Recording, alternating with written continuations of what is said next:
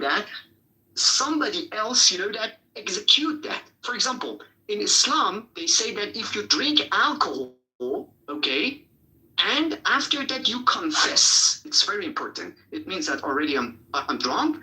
Then you ask me that, Baba, did you drink alcohol? I said that, no, I didn't drink. I didn't drink anything. Then they said that, but I can smell alcohol. No, I didn't drink. No, I didn't drink.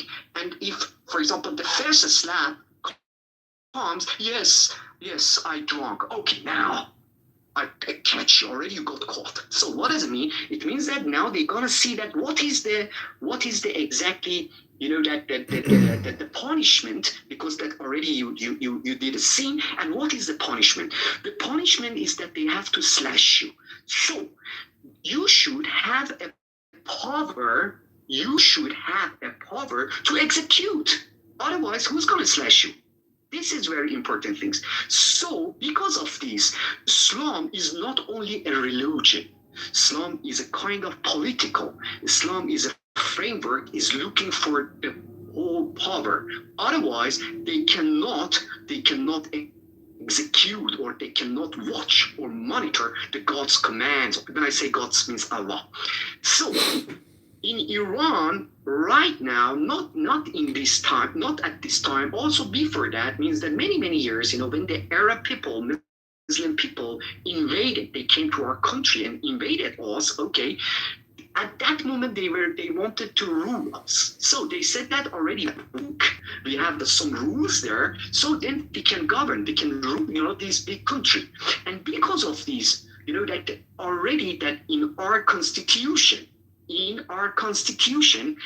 everything is based on Islam. So what does it mean? It means that, for example, for hijab or scarf, we say, why in Iran all women should have scarf? The answer is because of Quran, because of Islam. And who's gonna execute or who's gonna monitor these?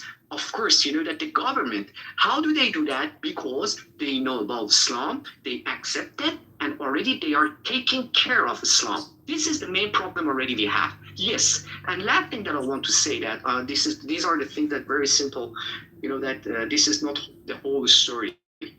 The tragedy is here. I want to go back to Sarah. I want to go back to the Sarah's code. 3 months ago, January, more 1,000 people. I don't want to just give a number because I'm pretty sure that a lot of people, that attack me, that prove that. But this is very obvious. This is very obvious. We have a lot of evidence. 1,000 people were killed by government, and the supreme leader, the asshole. After 1 month, he came and he said these words. He categorized people in 4 different groups. Said that one of them is okay, the other one, the last one, I want to talk about the last one. Based on Quran or Quran or Islamic rules, okay, I can give you the ayah or the verse, whatever that you can read it. If you want it, I can read it in English, a translation, and one by one. The group of people, it's very important. The group of people are against, it's very important, are against Islamic rules in an Islamic country. Okay, these people deserve to die. Who has said this word? Allah said. And the supreme leader, motherfucker, he said that these people were munafiq. And I will tell you that what's the meaning of munafiq. And they should have been died. They should have been killed by us, and we are so happy about this. And why did I tell you this story? I wanted to tell you that this is kind of that you're going to escape from your responsibilities. You kill people very easily, mercilessly, and after that you said, and when you got asked, why did you kill him? What was her problem? What was his problem? He said that he or she was against Islam. And what did I do? The things that I did, exactly whatever Allah said. And very easily I'm going to escape from my responsibility. This is the main big problem already we have. And if you want to know about all the stuff, I have a lot of stories. And I even that if somebody is here that he believes or she believes that Islam is a right, that religion, and definitely there are enough evidence to justify, I can ask him or her only one simple question, and I really would like to hear that what does he or she answer. So thank you so much, Bibi, that I will hear, and that that again, last thing, if anyone's here believes he's asking, then I really would like to, that. Before you go, I have one last question. Serendipity, check the back channel. But Babak, so is Islam the problem with Iran? Exactly. No, is it the problem? Yes or no? Of course, yes. Okay, perfect. Next. Dave, welcome to the stage. Thank you, Babak Beef. There's free hors d'oeuvres, there's sushi, there's cold cut sandwiches, also vegan options in the audience. There's also a sex swing for people that don't like what they hear on stage. You can go downstairs and get fucked. All Father, Dave. Is there anybody in the goo right now laying around naked with sushi all around their bosoms? Yeah. Father, that's Soren. These are my best friends. Perfect. I invited them and channel them. They can speak English also very well. And please, if it's possible, Father, come up and support me, help me, because I'm pretty sure that all these people want to know about Islam, and definitely we need to show them. We need to tell them. I'm asking to speak, so yeah, we're gonna let him speak. Father, I hope you had some hors d'oeuvres and drinks. There's alcoholic, non-alcoholic beverages. Hi, Vivi, can I talk? Absolutely. Yeah, so I'm going to give a quick story because I always wonder what's happening in my country. But in the past recent days, I'm just thinking on a daily basis because the stories that we are hearing is like they are like the closest thing that I found is like Lord of the Rings, like they are like orbs from Sauron. And I'm not kidding. Like the things that the pure evil that these guys are doing is not even close to human. And I'm not. I was wondering what's happening there. Like, okay, I've been raised as a Muslim. I haven't been in Iran in 7 years now. I live in Toronto, and but I always thought that what will cause that to happen.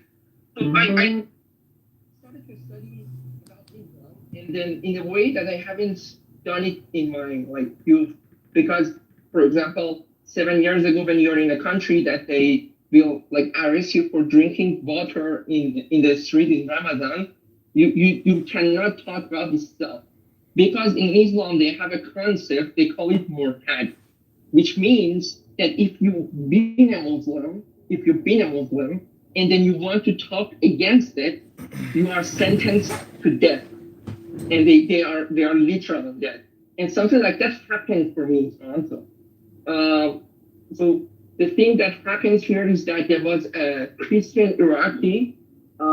His name was I don't remember his name. So he was in Sweden, and then he was an activist against Islam, and he's died. He's dead now. God rest his soul. So the guy had a Twitter account, and then in one of his posts he had this caricature about the Sassanid soldier. It was a little bit too much. It was insulting, but I didn't post that. I didn't even refuted that tweet. I just went under his tweet and said, "I love you, bro." Something like that. Something exactly useless. I love you, bro. And I think it was around 1 year.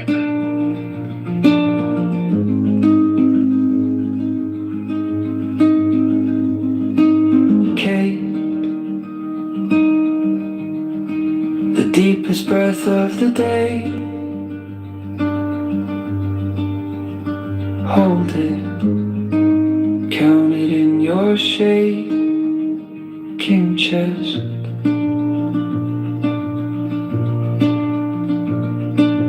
One 3, you stay. 10, not 11.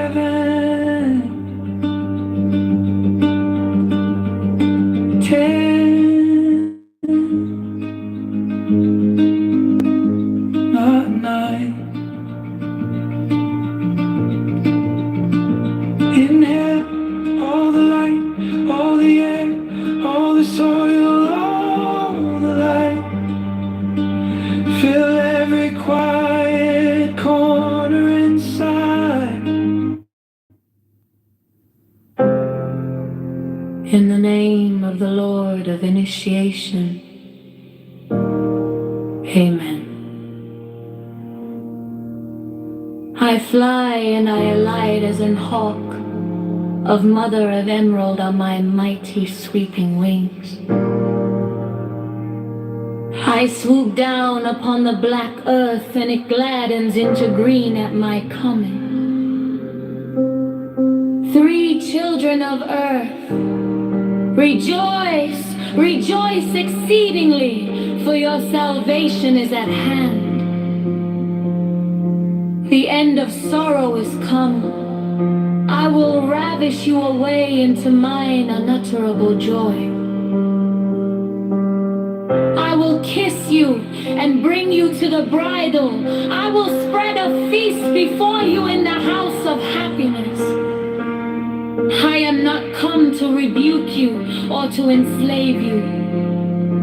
I bid you not turn from your voluptuous ways, from your idleness, from your follies. But I bring you joy to your pleasure, peace to your languor, wisdom to your folly. All that ye do is right, if so be that ye enjoy it. I am come against sorrow, against weariness, against them that seek to enslave you. 11.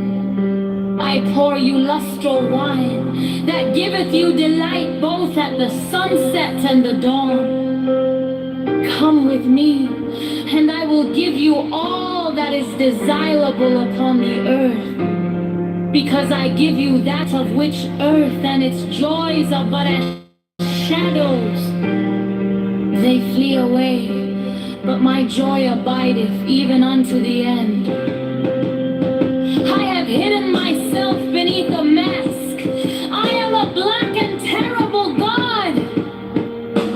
With courage, conquer, and fear shall ye approach me. Ye shall lay down your heads upon mine altar, expecting the sweep of the sword. But the first kiss of love shall be radiant on your lips, and all my darkness and terror shall turn to light and joy. Only those who fear shall fail. Those who have bent their backs to the yoke of slavery until they can no longer stand upright, them will I despise. But you who have defied the law, you who have conquered by subtlety or force, you will I take unto me, even I will take you unto me. 20, I ask you to sacrifice nothing at mine altar. I am the God who giveth all. In the name of the Lord at initiation, Amen.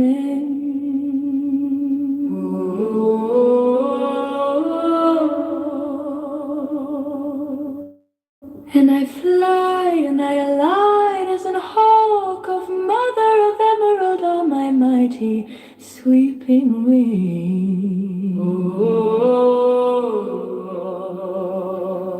I swoop down upon the black earth, and it gladdens into green at my coming.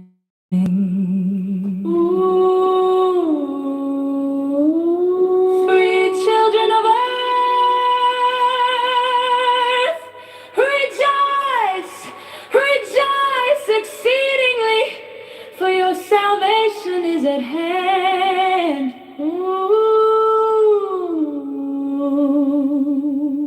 the end of sorrow come, I will ravish you away into mine unutterable joy. I will kiss you and bring you to the bridal. I will spread a feast before you in the house of happiness. I am not come to rebuke you or to enslave you.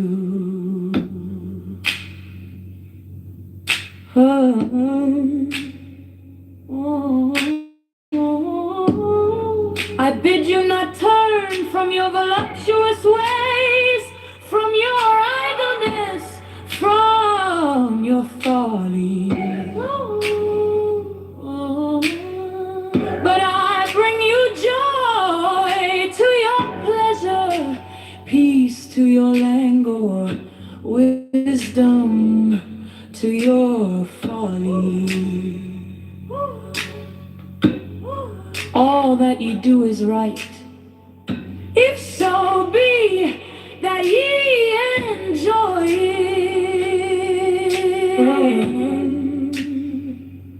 I am come against sorrow, against weariness, against them that seek to enslave you.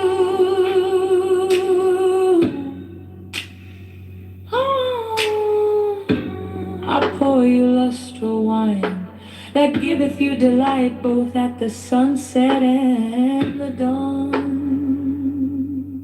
12, come with me, and I will give you all that is desirable upon the earth.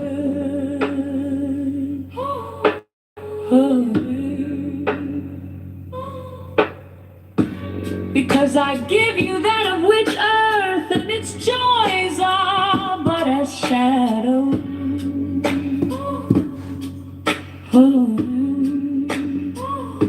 They flee away, but my joy abideth even unto the end.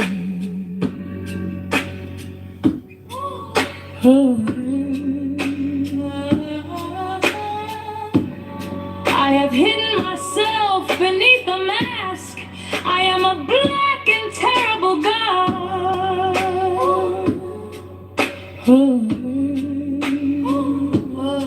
With courage cooling fear shall ye approach me. Ye shall I ask you to sacrifice nothing at mine altar. I am the God who giveth all. 21 light, life, love, force, fantasy, fire. These do I bring you. Mine hands are full of these. 22. There is joy in the setting out.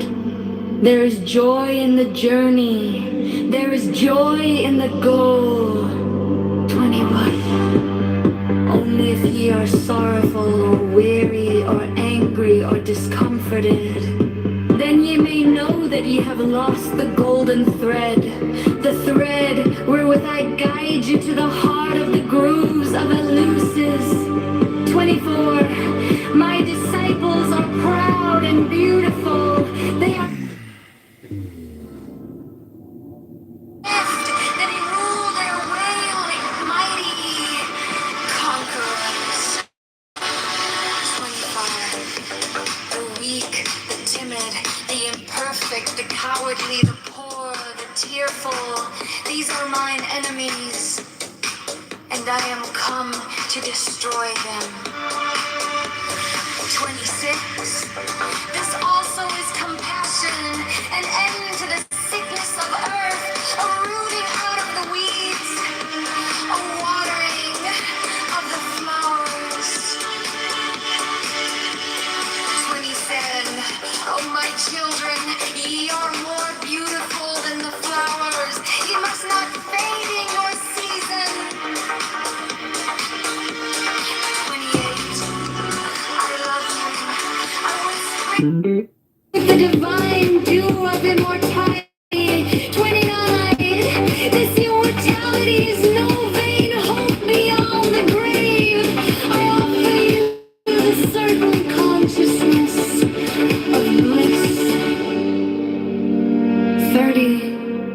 offer it at once on earth, before an hour hath struck upon the bell.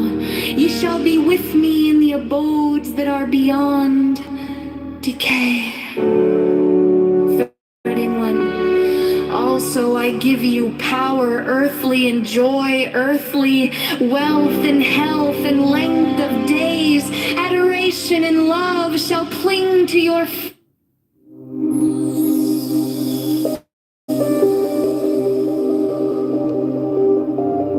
But you, who have defied the law,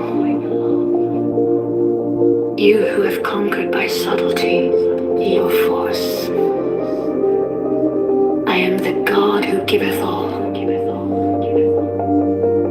Good afternoon. Chicago's St. Patrick's Day tradition got an even greener twist today, thanks to Mayor John. 20 I ask you to sacrifice. This morning in 4 barrels of dying. Nothing at mine altar. I am the God who giveth all. 20 wavelengths. Life, love, force, fantasy, fire. These do I bring you. Mine hands are full of these.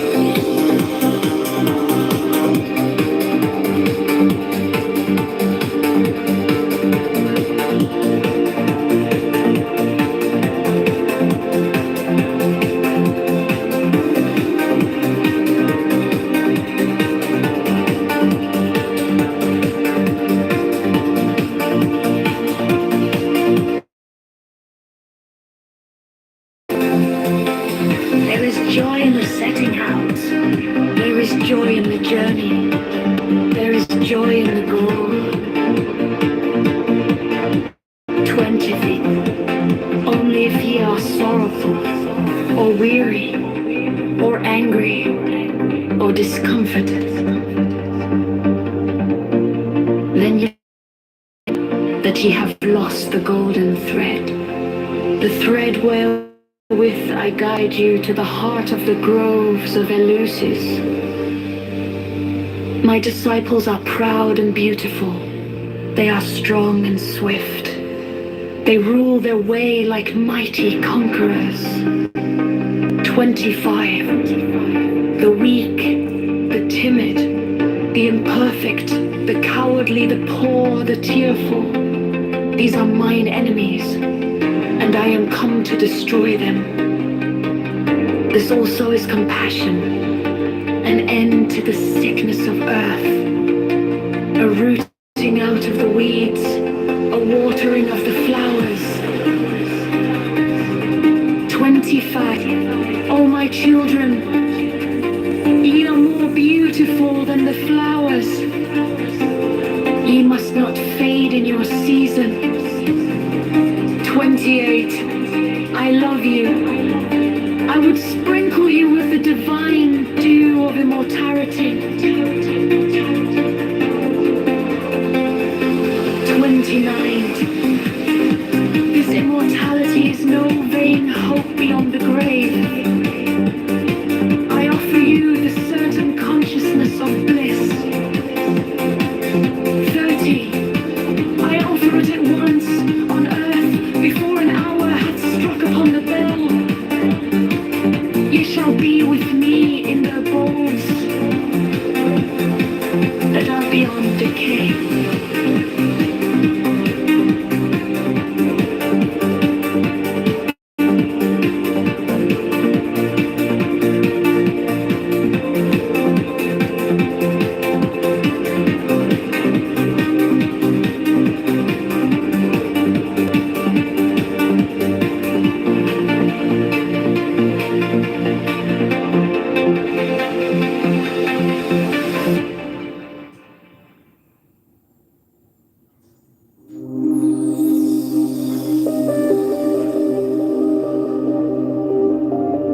But you, who have defied the law, you who have conquered by subtlety your force, I am the God who giveth all.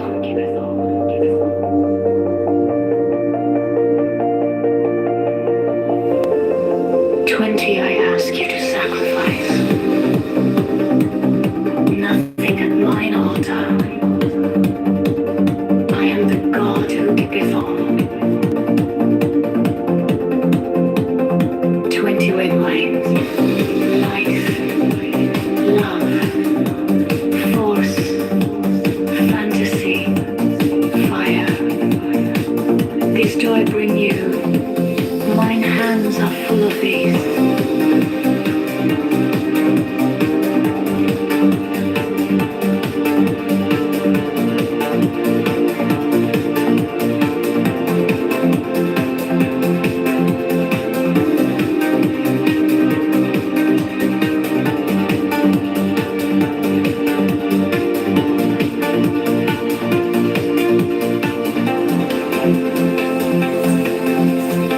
There is joy in the setting out. There is joy in the journey. There is joy in the goal. 20 feet. Only if ye are sorrowful, or weary, or angry, or discomforted, then ye may know that ye have lost the golden thread. The thread wherewith I guide you to the heart of the groves of Eleusis. My disciples are proud and beautiful. They are strong and swift. They rule their way like mighty conquerors. 25. The weak, the timid, the imperfect, the cowardly, the poor, the tearful. These are mine enemies, and I am come to destroy them.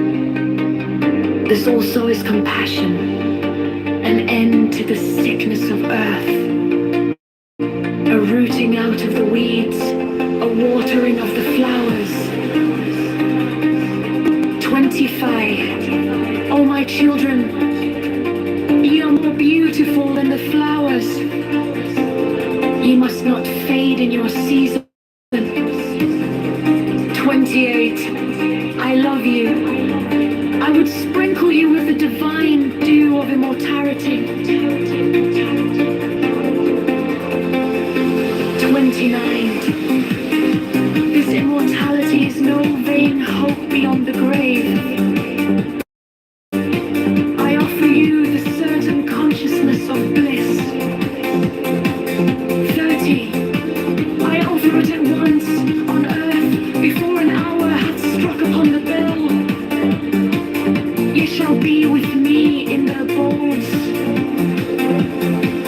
that are beyond decay.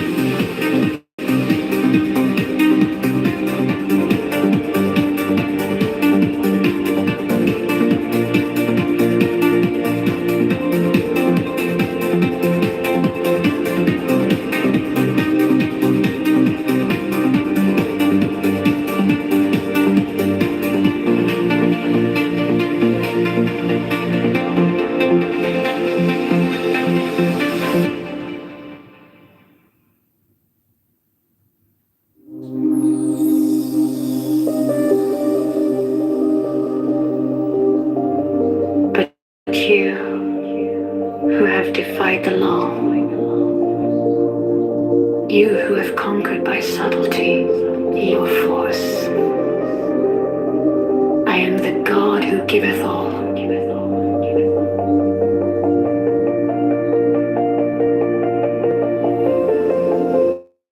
I ask you to sacrifice. Nothing at mine altar. I am the God who giveth all. 20 wavelengths. Life, love, force, fantasy, fire. These do I bring you. Mine hands are full of these.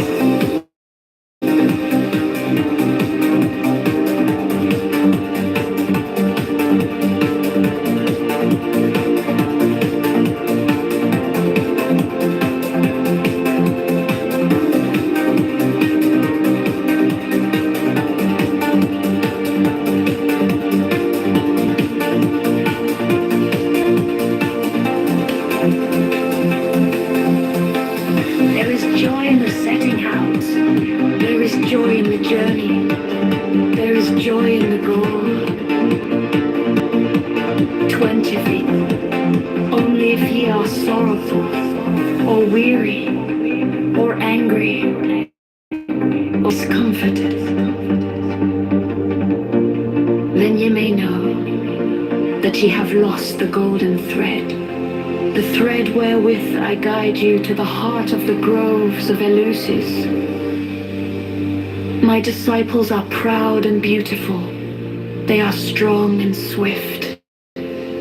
They rule their way like mighty conquerors. 25. The weak, the timid, the imperfect, the cowardly, the poor, the tearful. These are mine enemies, and I am come to destroy them. This also is compassion, an end to the sickness of earth, a rooting out of the weeds, a watering of the flowers. 25. Oh, my children, ye are more beautiful than the flowers. Ye must not fade in your season. 28. I love you. I would sprinkle you with the divine dew of immortality. 29. This immortality is no vain hope beyond the grave. I offer you the certain consciousness of bliss. 30. I offer it at once on earth before an hour hath struck upon the bell. You shall be with me in the abodes that are beyond decay.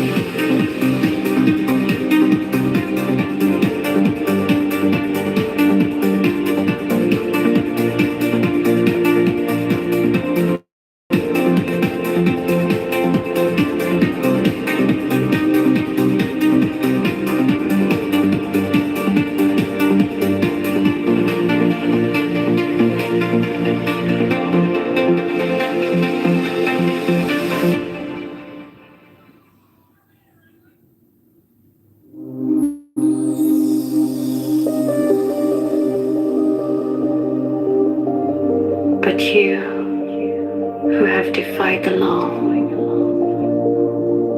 you who have conquered by subtlety your force, I am the God who giveth all.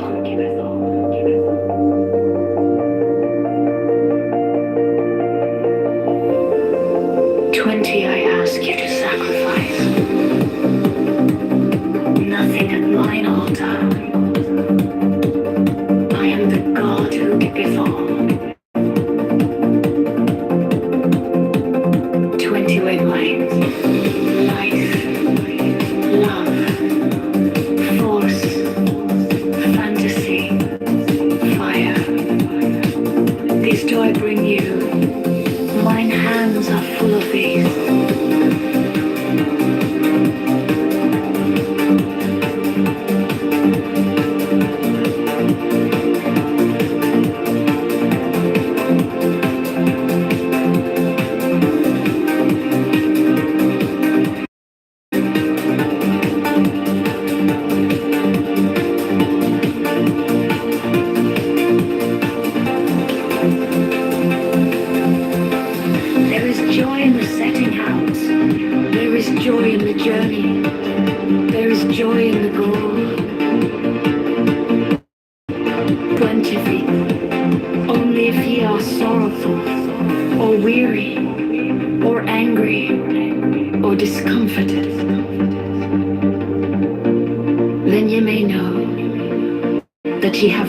The golden thread, the thread wherewith I guide you to the heart of the groves of Eleusis.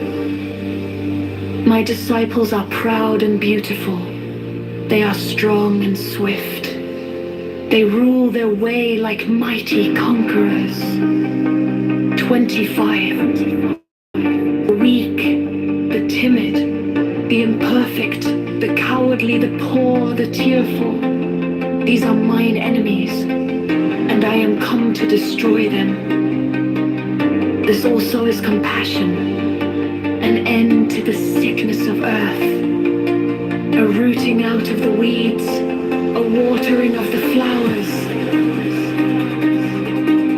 25. O my children, ye are more beautiful than the flowers. Ye must not fade in your season. 28. I love you. I would sprinkle you with the divine dew of immortality. 29. This immortality is no vain hope beyond the grave. I offer you the certain consciousness of bliss. 30. I offer it at once on earth before an hour hath struck upon the bell. Ye shall be with me in the bowls that are beyond decay.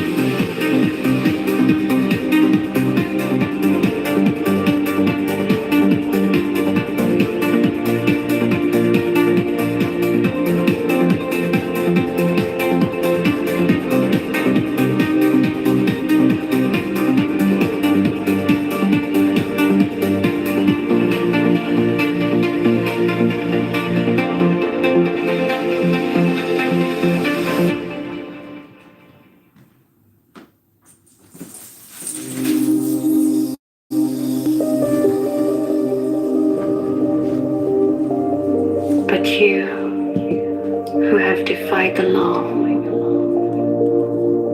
you who have conquered by subtlety your force, I am the God who giveth all. All that he do is right, if so be that he enjoy it. 10. I am come against sorrow, against weariness, against them that seek to enslave you. 11. I pour you lustral wine, that giveth you delight both at the sunset and the dawn.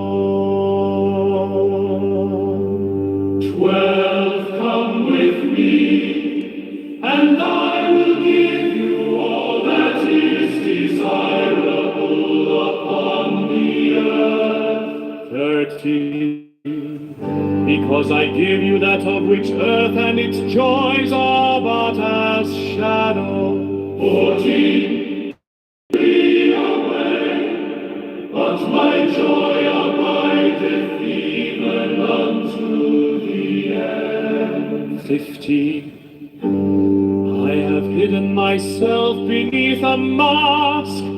I am a black and terrible God. 16. With courage conquering fear shall ye approach me. Ye shall lay down your heads upon mine altar, expecting the sweep of the sword. But the first kiss of love shall be radiant on your lips, and all my darkness and terror shall turn to light and joy. 19. Only those who fear shall fail, those who have bent their backs to the yoke of slavery, until they can no longer stand upright, them will I despise. 19. But you who have defied the law, you who have conquered by subtlety or force, you will I take unto me, even I will take you unto me. 20. I ask you to sacrifice at mine altar.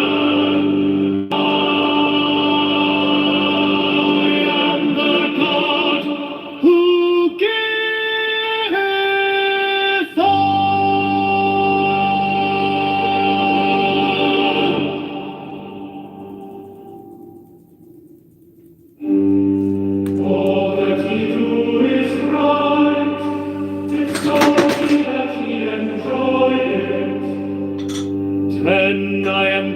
against sorrow, against weariness, against them that seek to enslave you.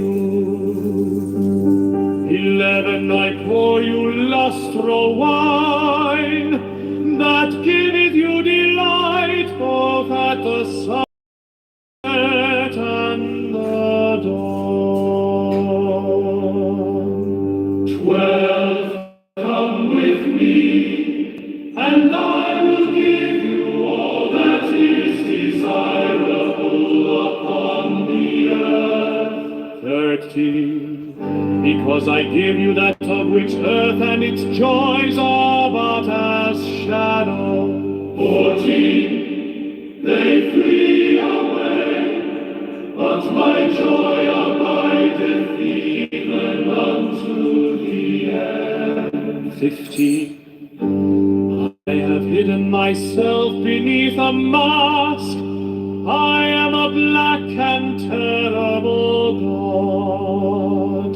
16, with courage conquering fear shall ye approach me. Ye shall lay down your heads on mine altar, expecting the sweep of the soul.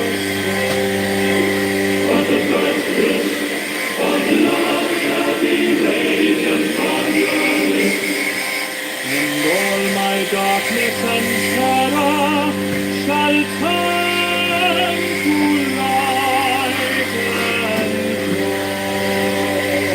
18, only those who fear shall fail, those who have bent their backs to the yoke of slavery, until they can no longer stand upright.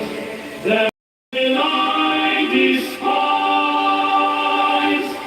19, but you who have defied the law, you who have conquered by subtlety or force, you will I take unto me, even I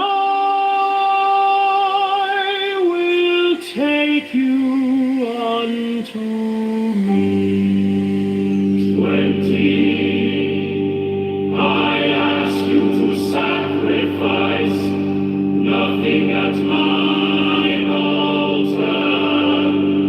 I am the God who giveth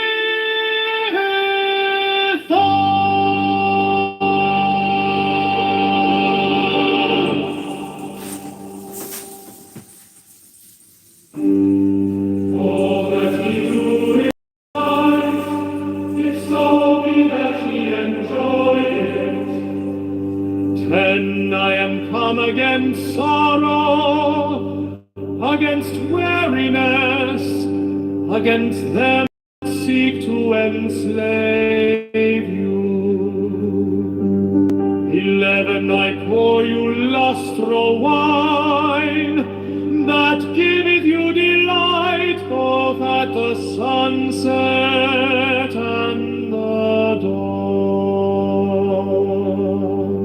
12, come with me, and I will give you all that is desirable upon the earth. 13, because I give you that of which earth and its joys are but as shadow.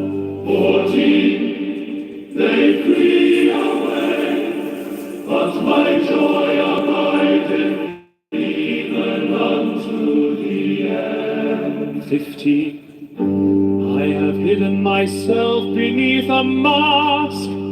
I am a black and terrible God.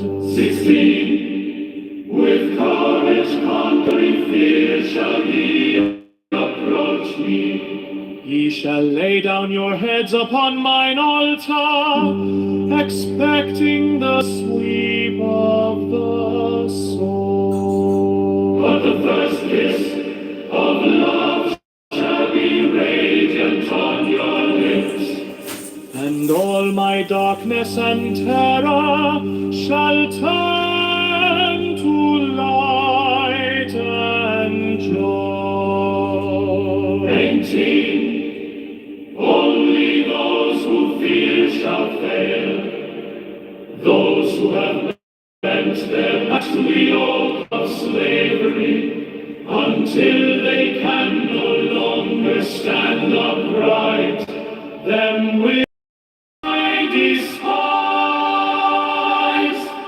19. But you who have defied the law, you who have conquered by subtlety or force, you will I take unto me, even I will take you unto me. 20. I ask you to sacrifice nothing at mine altar. I am the God who giveth all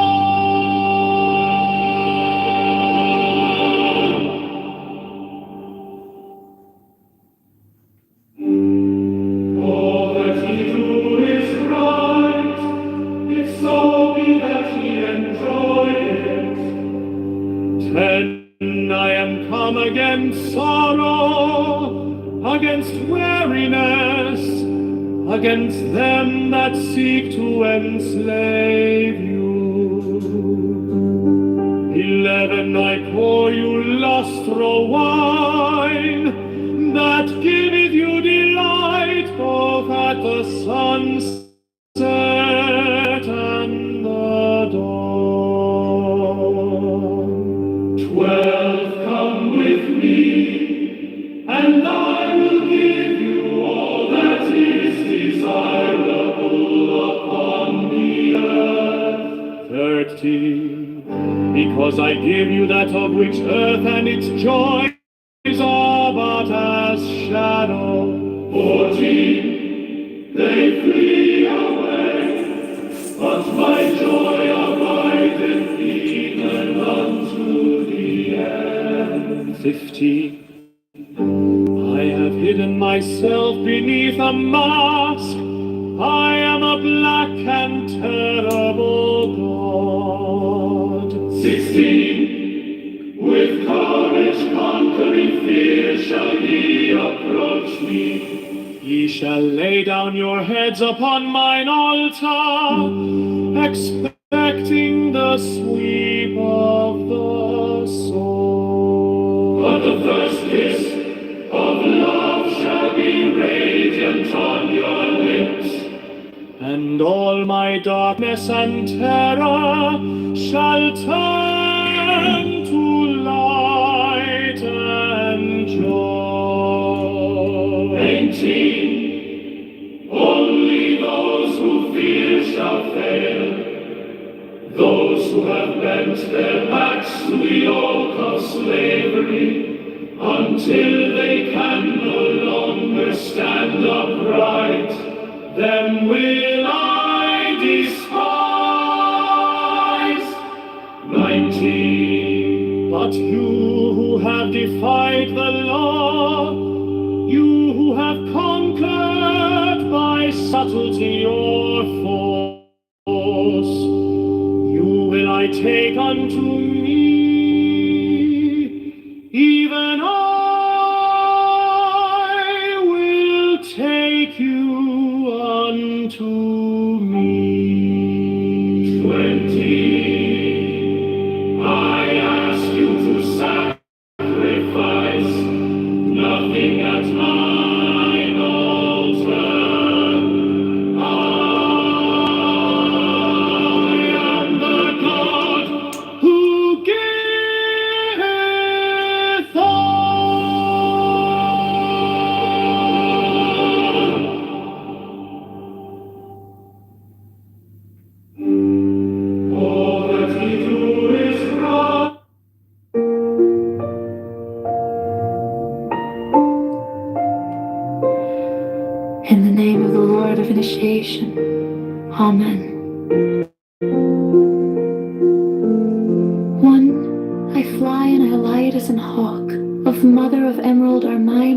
sweeping wings. 2, I swoop down upon the black earth, and it gladdens into green at my coming. 3, children of earth, rejoice! Rejoice exceedingly, for your salvation is at hand. The end of sorrow is come. I will ravish you away into mine unutterable joy. I will kiss you and bring you to the bridal. I will spread a feast before you in the halls of happiness. I am not come to rebuke you or to enslave you.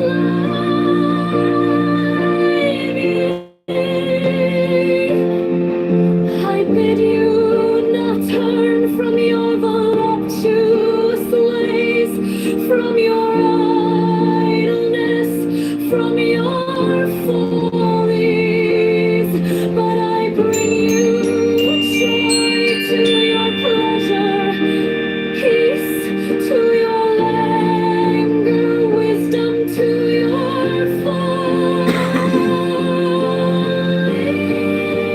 All that is right, if so be that enjoy it. All that is right, if when come against sorrow, against weariness, against them that seek to enslave you. In the name of the Lord of Initiation, Amen. One I fly and I alight as an hawk, of mother of emerald are my mighty sweeping wings. 2, I swoop down upon the black earth, and it gladdens into green at my coming. 3, children of earth, rejoice! Rejoice exceedingly, for your salvation is at hand. The end of sorrow is come. I will ravish you away into mine unutterable joy. I will kiss you and bring you to the bridal. I will spread a feast before you in the house of happiness. 6, I am not come to rebuke you or to enslave you. 7, I bid you not turn from your voluptuous ways, from your idleness, from your follies, but I bring you joy to your pleasure, peace to your languor, wisdom to your folly. 9, all that ye do is right, if so be that ye enjoy it. 10, I am come against sorrow, against weariness, against them that seek to enslave you.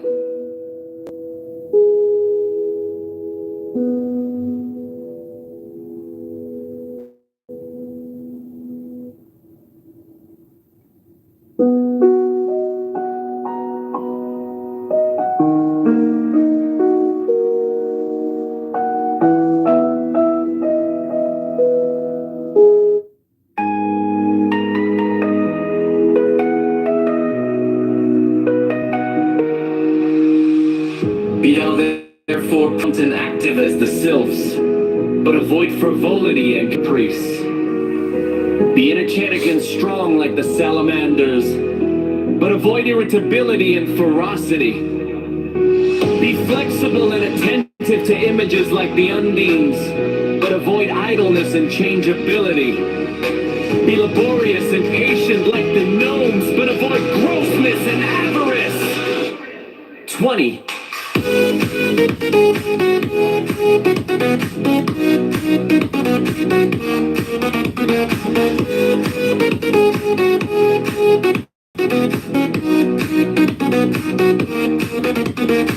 20, so shalt thou gradual develop the powers of thy soul, and fit thyself to command the spirits of the elements.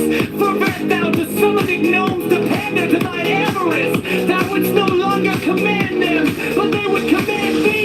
Wouldst thou abuse the pure beings of the woods and mountains to fill thy coffers and satisfy thy hunger of gold? Wouldst thou debase the spirits of living fire to serve thy fired ice cream?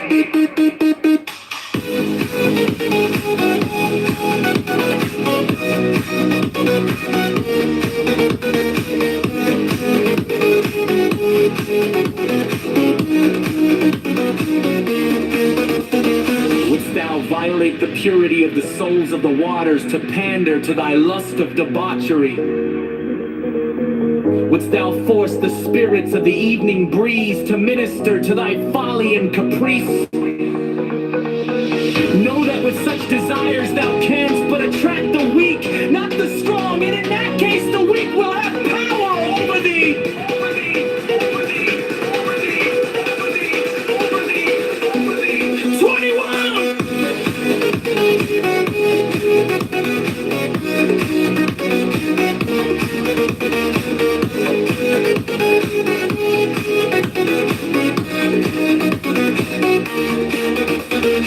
In the true religion there is no sex, therefore take heed that thou blaspheme not the name by which another knoweth is God. For if thou do this thing in Jupiter, thou wilt blaspheme HB, foe, HB, Yod, and Osiris, HB, foe, HB, Yod, ask and ye shall, ask and ye shall have, seek and ye shall find, knock and it shall be opened unto you.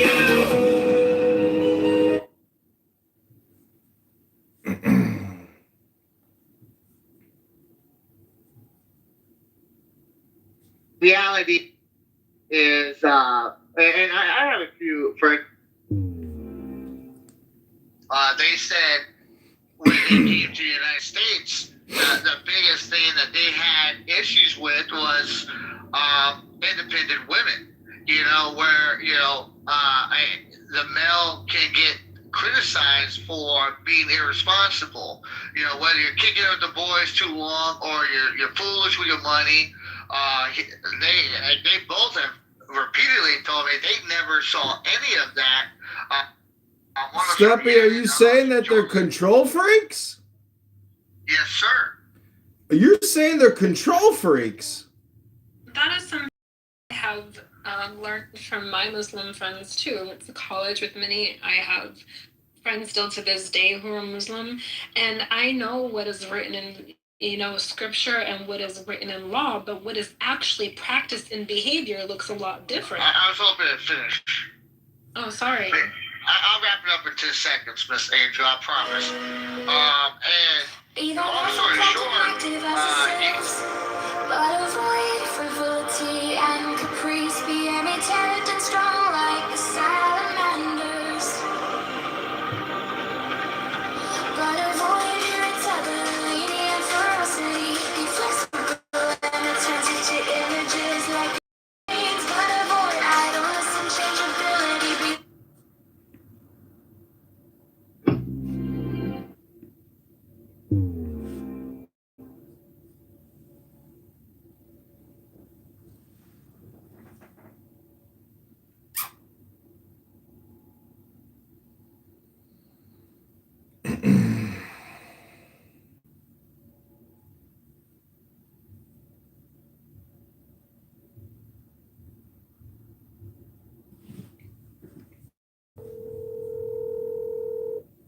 bitch. You just got.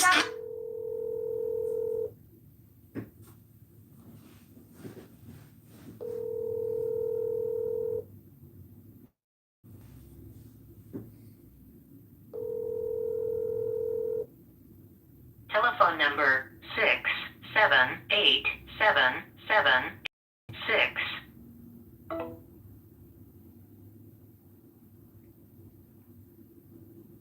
Yo, Jared, it's John. As you know, it's now 2 o'clock. It's Tuesday, March 17th, Super Tuesday.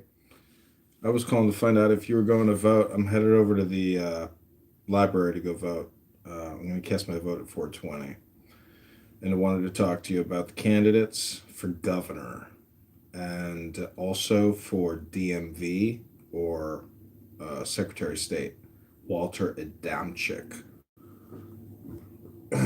Vote for Walter and vote for Ted for governor. That's my opinion. Who's going to call Max Rice, see who he thinks. So maybe call me back and we'll do a tree-way with Dr. Rice. I hope you're having a great day. Bye.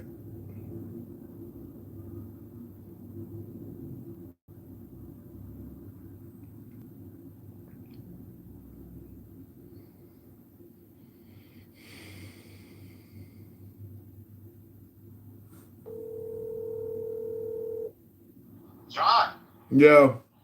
did you vote for me? Are you leaving me hanging? I haven't written you in yet, but I am going to head to the ballot shortly. I need a vote. I can't let this, I'm getting a lot of Will buzz they- right now because I finally posted on Facebook. I got endorsed by my Marine friend, so if I got your endorsement, I'll have some range in the military. I told my friend, my friend just messaged. I'm like, Dad, I'm gonna just say it. I just posted on my Twitter. I'm like, Scoop, Marine Corps Van Block has endorsed Baxter for treasurer and for U.S. Senate, but he's still uncommitted about Senate. Vote Rice twice? Question mark.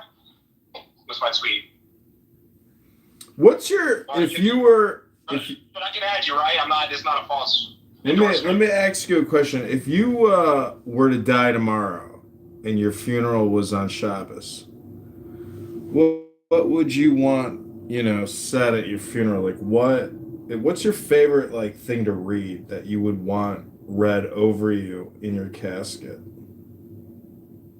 Oh well, first of all, it's kind of probably. Here's the thing. It's like I've gotten more into. It's like I was a huge book person, huge philosophy person. Mm-hmm. Now, everything that's written by Hashem or King David, King Solomon, I have so much more reverence for. So if it was a funeral situation, it would probably be like a song.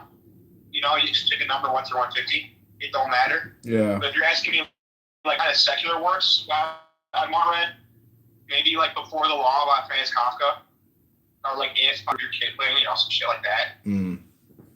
Deep. Or Young by Samuel Ullman, But if I've heard you mention that one before. But please do some religious stuff, man. But I've heard you mention that one, but I like your Rudyard Kipling. I really love Rudyard Kipling. I have actually many Rudyard Kipling have you books. read the poem though? If No, I'm not really. I have no. a framed. My dad had it framed when he was a kid, and I have it still. Oh, let me It's see. a good one. Short, but yeah, he's great. And then Samuel Ullman, that's a very also obscure poem about how youth is a state of mind. It's not measured in years. Oh yeah. Actually, what's crazy is my dad had If framed in my bedroom when I, in the office when I was a kid. And he must have done it as a yellow, just one pager. Yeah, far out. What was interesting is I went to my Jewish dentist, and guess what my Jewish dentist told me? What? He said your dad helped me write my first resume. Funny. When was he trying to be first resume for what? It was I guess when computers were a thing and people were writing and printing resumes. Yeah, that was. They were there would be the resume writer. I meant that was he how early into your career this guy's career did your dad hook him up? I don't know if it was post dental school or pre dental school, but That's what I was saying. He could have been I told him, I said, why don't you go to Miami? My dad will pick you up. He goes, your dad would pick me up? I go, why not? Why wouldn't my dad pick you up? He goes, yeah, maybe your dad would pick me up. I don't know. He's exotic. He's a man. But what are your predictions for tonight? God. Or if you want to come with me to a campaign party, you're invited. I'm going to.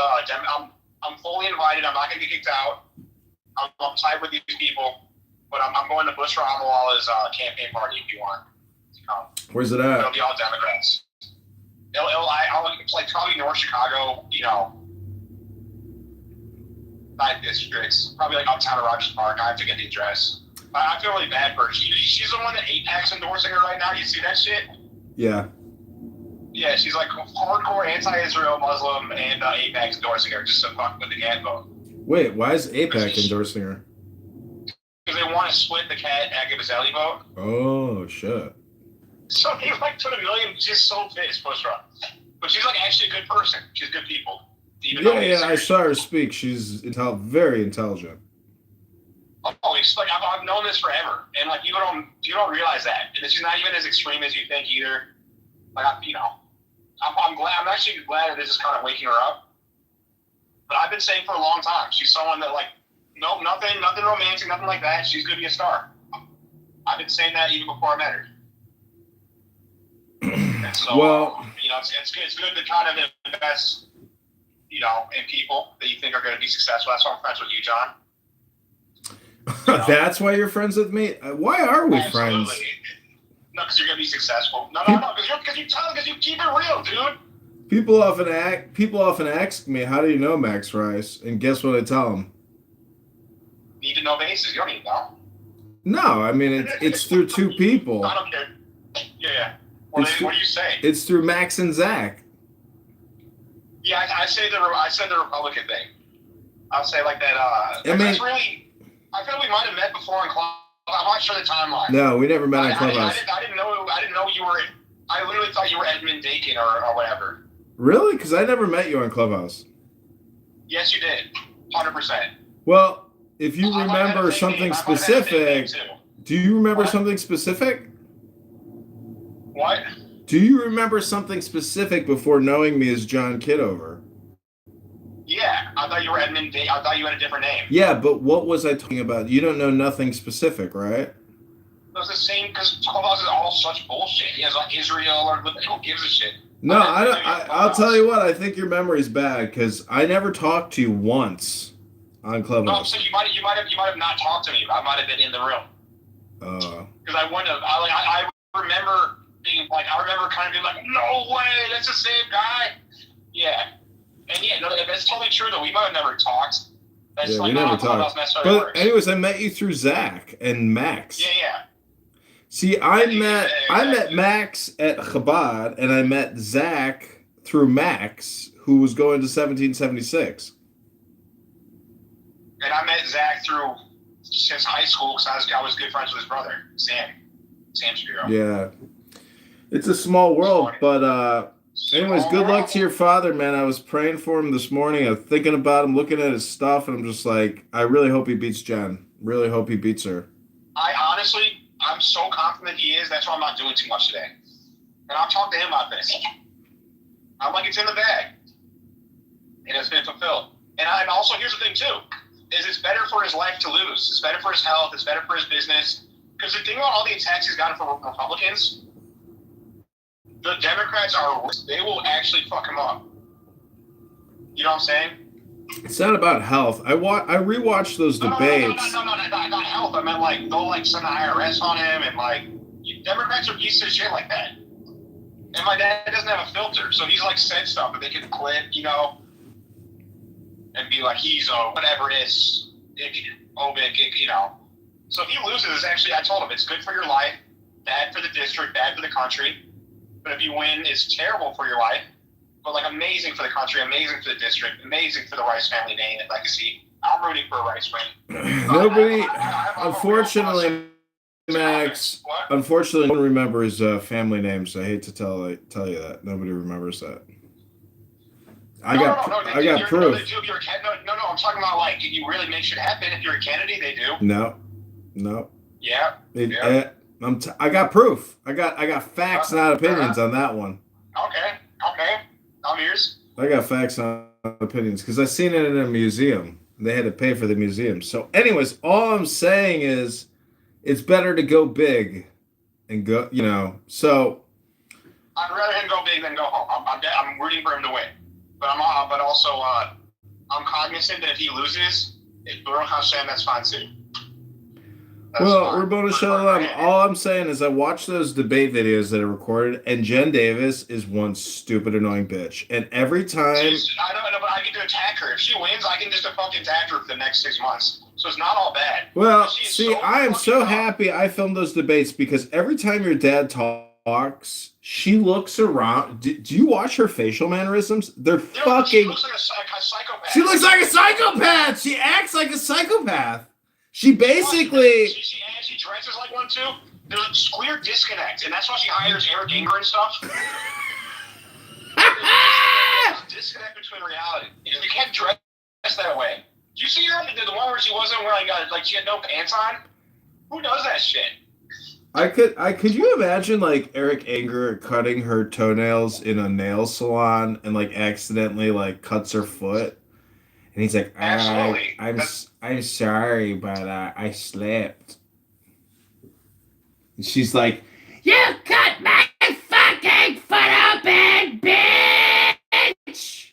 I'm telling you, dude, she, the thing about Clubhouse is, after enough years, people will crash out, but many people crash out on the daily. And she's so close. God, this is the thing, is your dad probably got a crash out, because technically, you know what a compression is? Yeah. A compression is a clip that sits in the like neural cortex in the subconscious. And I really think your dad is going to win, because I guess. No, John, you're speaking my language. I'm telling you, you don't realize that, like, that's why your attacks are so successful, and why you are successful. Is that you're infiltrating the cortex. It's like Inception. Yeah. They don't even remember. They can't even put the word on why they don't like this bitch. I just need to connect. Yeah, exactly. It's basically like neuroscience, really. It's Inception. What is that called? An Inception. He's like, I want to get this guy to sell the company. You don't say it blatantly. I'm gonna like do a dream about like his father or whatever. Remember that? Yeah. I don't know. It's abstract. It's like an abstract. Like that's the whole Edward Bernays. Yeah.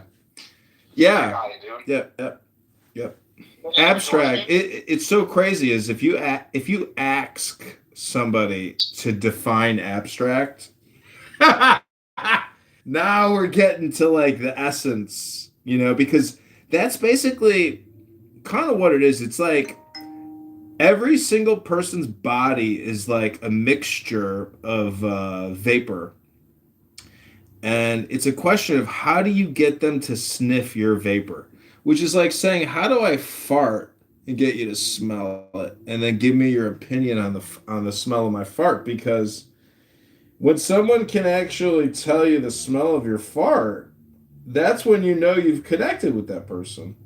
But there are many people out there that you actually... Yo. Nice.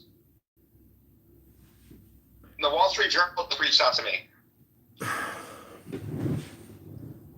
you think Rocio responded to that email? I sent her a quote with regards to... but the Wall Street Journal just emailed me. They want to know about the divide in the Republican Party about Israel or some shit. Max Rice, a political pundit in Chicago who runs the Illinois Recorder. He called me once before in a Scott Presser. Hey, Max, you around? Curious what you make of the conservative influence divide over Israel. Most recently provoked by Ken.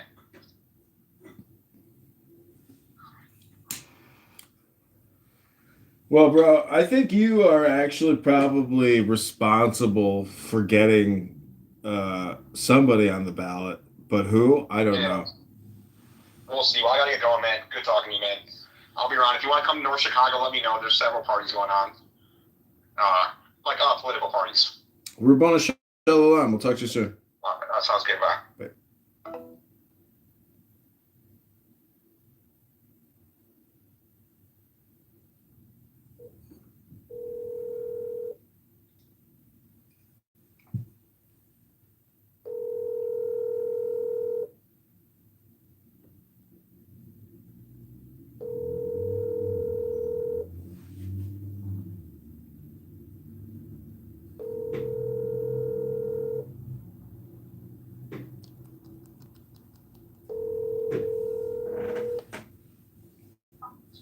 John, Hey Daniela, how you doing?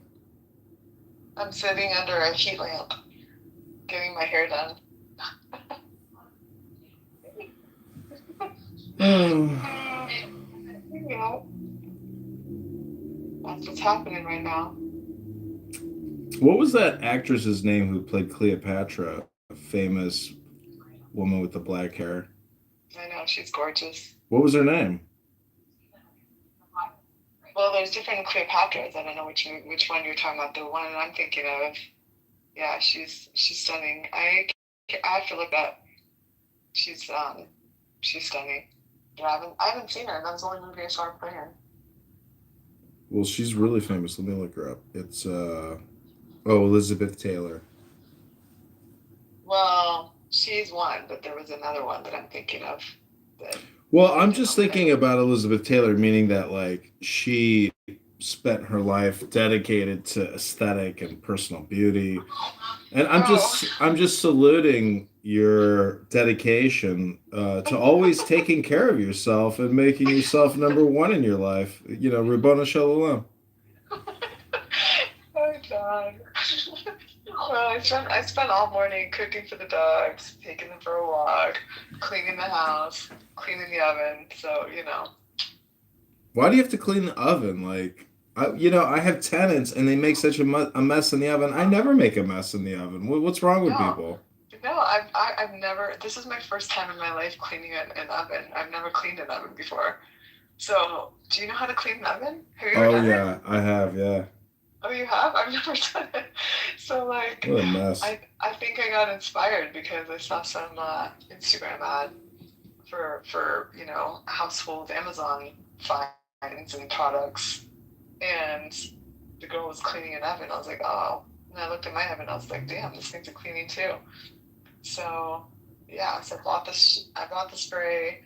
I put it in there, let it soak overnight, and then got up and started cleaning this morning. So I have a clean oven. So yeah, how are you? I haven't talked to you for a minute. I'm good. Today's election day here in Chicago. I got to go cast my ballot and go to an election party tonight. But wishing. Are you still on the ballot? I'm a write-in candidate. You are? That's nice. There's no way I win, but if I get 10 out of 11, 10 out of 9 votes, I'd be happy. Thank you. You're welcome. Good luck, John. Hope you get it. I'm not gonna get it. They legally kicked me off, but they did. How so?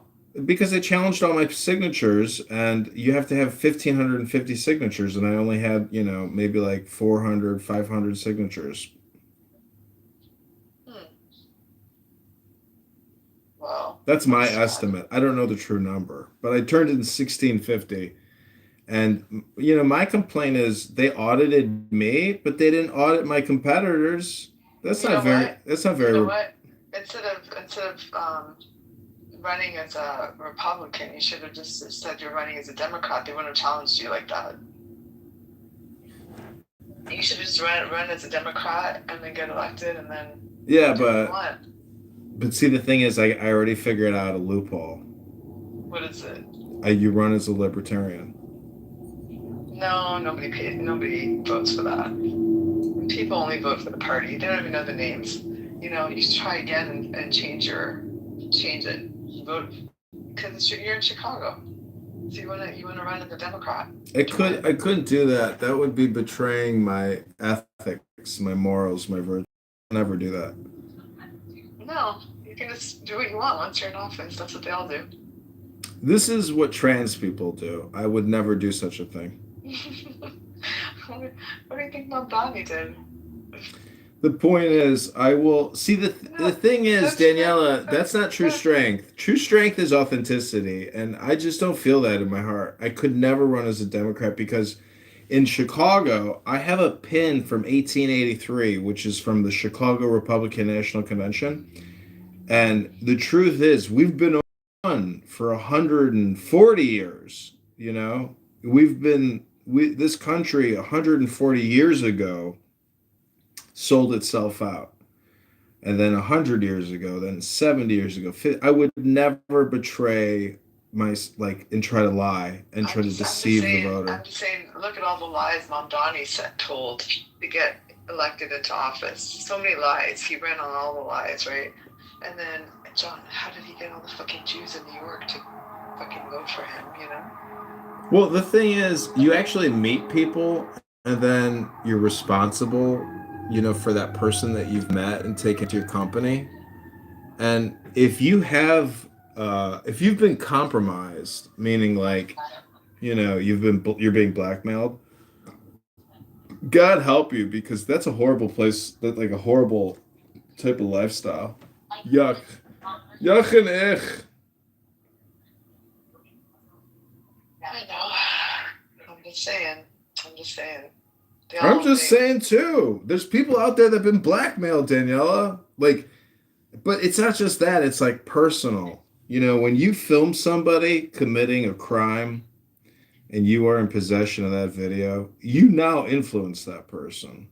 And who do you think is funding Ilhan Omar, Qatar, and all these like Iran and all this bullshit, you know? Well, the whole Qatar, I mean, shit, like Iran has attacked every single like country. It's crazy. Yeah, I know, it is crazy. I don't even understand why. Why would they attack buildings in Dubai? What the fuck? No idea. I'm like, why are they doing that? I don't even understand why they're doing that. I have no clue why they're attacking like their neighbors, like Arab countries. It's weird.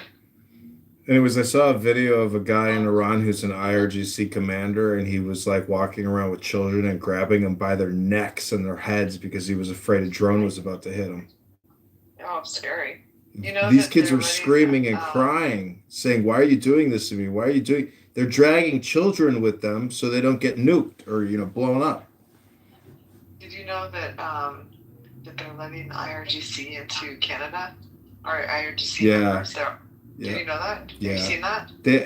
This is historical. Yeah. It's insane. It's insanity. Like Canada, I hate Canadians. I know. You should sell your piece of you should sell that fucking place and get the fuck out of Canada. I hate Canadians and hate the Canadian government. And but how the hell is Justin Trudeau with Katy Perry? He left his wife. I know, they're fucking. I agree with you. Aren't they Satanists? They got to be Satanists. I know. I saw that. Is that a true thing? Yes. He actually really did leave his wife for her? Yes. Oh my God, that's crazy. He's a Satanist and she's a Satanist. And, you know, when Joe Biden got inaugurated, she performed like this witch ritual in a white dress. It was so sick. Ugh. These people are like hardcore Satanists, and they do pedophilia and they do like demonism and Satanism, and, you know, say what you want about Kabbalah, but like if you are actually a powerful elitist representation in the media, it's all mind control. These people know how to manipulate people. Wow. I know. I used to think of them a lot more positive than, you know. No way. Canadians suck. I talk to these Canadians on the internet. They hate America. They hate Israel. And they're the biggest pussies in the world. You know, their grandfathers were tough, but their fucking grandchildren are pussies. I know. I agree. But, you know, John, I can't really talk here because I'm in a salon in the most liberal fucking city in the U.S. So. Well, just tell him you're a guy dressed as a woman and you're trans, and, you know, I am beautiful. Oh boy. Tell them you do. Tell them you're trans and you compete in women's sports. Yeah, right. Right. What's going on with you today? What are you doing? I'm headed over to the library to go vote. Yeah, nice. Okay, go do that. Call me later. Okay, peace. Bye. Okay, bye.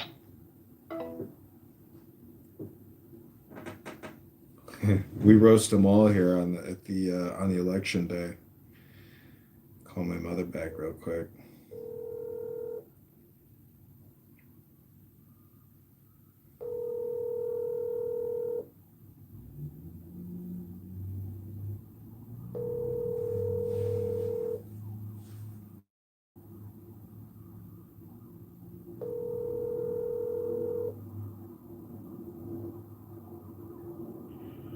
Receiving your call today is my blessing. Thank you. Hey, Mom, it's John. I'm headed over to the library to go vote for the Republican primary governor, the Secretary of State, and a few other important positions in here in Chicago. So, wanted to tell you about the people I'm voting for, and see how your day is going. Talk to you soon. Bye bye. This is Johnny.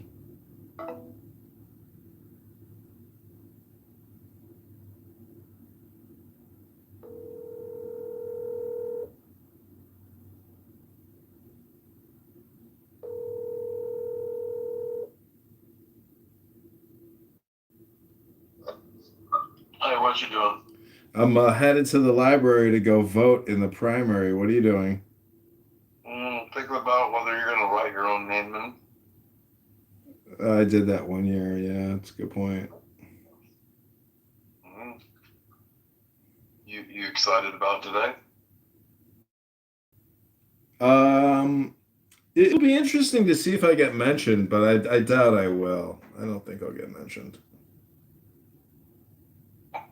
Dude, as long as you take like any one vote away from LaHood, I mean that's your accomplishment. Yeah, 1 to 10. I hope I get 10, not 1. Dude, yeah, you got 10 followers. Like, yeah, fuck LaHood, fuck that motherfucker. Yeah, you got 10 people to follow you, bro. Yeah, there's a good chance I at least get 1 because I spent an inordinate amount of time trying to tell people to vote for me. You would hope that at least one person does a write-in, and I get the write-in because I'm not in every. I don't even think I'm in the major precincts. I'm in like just a couple of the precincts. Yeah, good luck with that then. Yeah, I'm not optimistic. For failure on that one. No, I didn't set myself up for failure. The thing is, you got to build. The system, not you. No, listen, man. I got to tell you, as like somebody who's done this twice now, and having met other people that have also done this, a lot of people. Oh, my mother's on the other line. All right, I got to call you back. Later, dude. Hey, Mom. Alice, talk to my neighbor. She just left. How you doing today? I'm good. I'm headed over to the library to go vote. Oh, for who? For the governor. For the who? Governor. Oh, who is the guy running? Same guy? There's like 4 Republican candidates. Oh. It's the primary. Cool. Did you say goodbye? No, it's the primary. Oh. Yeah, we're running, hey, our city mayor that ran 2 terms, he is running for our governor, a Republican governor. Isn't That's that exciting. exciting? Did you I gave vote? him $50. Did you vote for him? Yeah. Actually, he's got to have a runoff against the other person. I guess they were neck and neck or something like that. These runoffs are stupid. It's like we vote for a winner on day 1. What's the problem? Well, maybe it's a safety check. Safety check? There's no safety check. You know what it is? It's all manipulation. It's like watching the World Series. It could go 3 games, it could go 4 games, or it could go 7 games. You know, when it goes. Think of it as small town down entertainment. Exactly. Yeah. Those people are probably some form of wannabe in the government. Yeah, that's true. That's interesting. Oh. Well, thank you. Have you been eating healthy? Yeah, I'll tell you what, I've been I've been filling my fridge up with vegetables and soups and I don't know, you get really bloated on all this fucking food you buy at the grocery store. Yeah.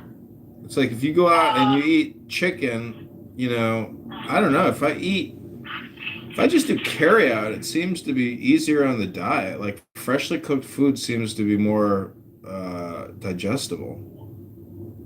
Really? You're saying that homemade food takes more digestion?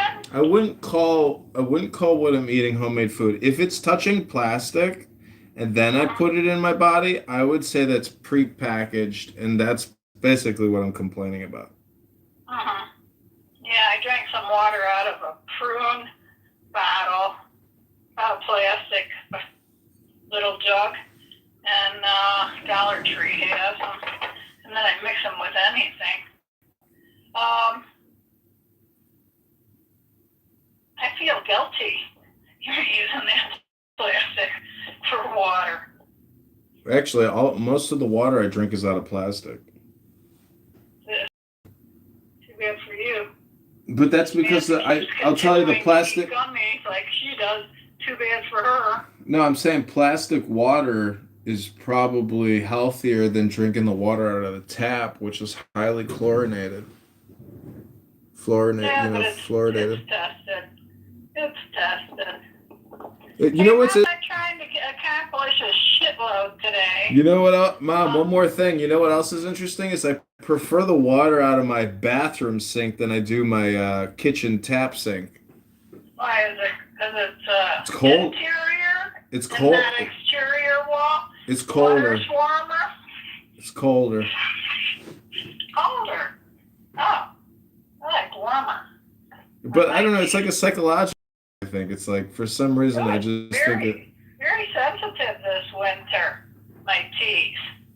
Your I teeth? have to take my water pick into the kitchen. Oh yeah. And run a little bit of water through my measuring cup, and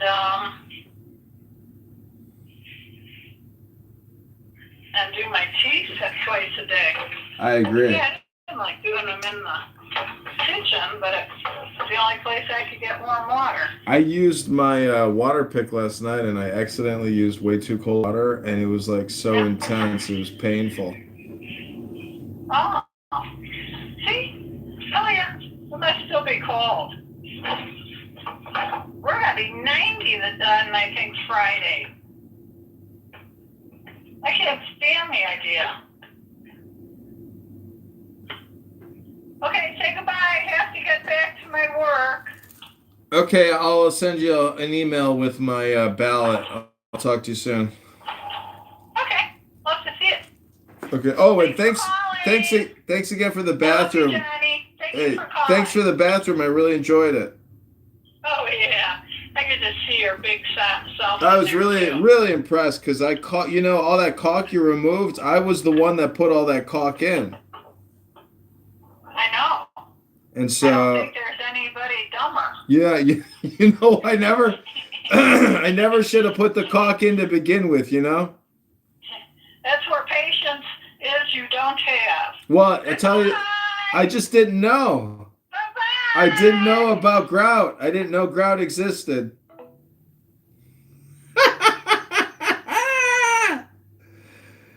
Oh, man. All right, who are we going to call next? Now we're calling Dr. Dave. The person you are trying to reach is not accepting calls. Dr. Dave doesn't take phone calls. All right, we're going to call our candidate here.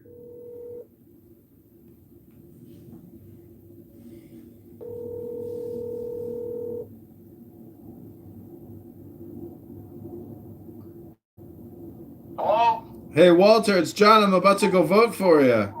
All right, brother man. How are you? I got to tell you, it's pretty cool that I can call somebody before I go vote for him. So I'm cool. How are you doing?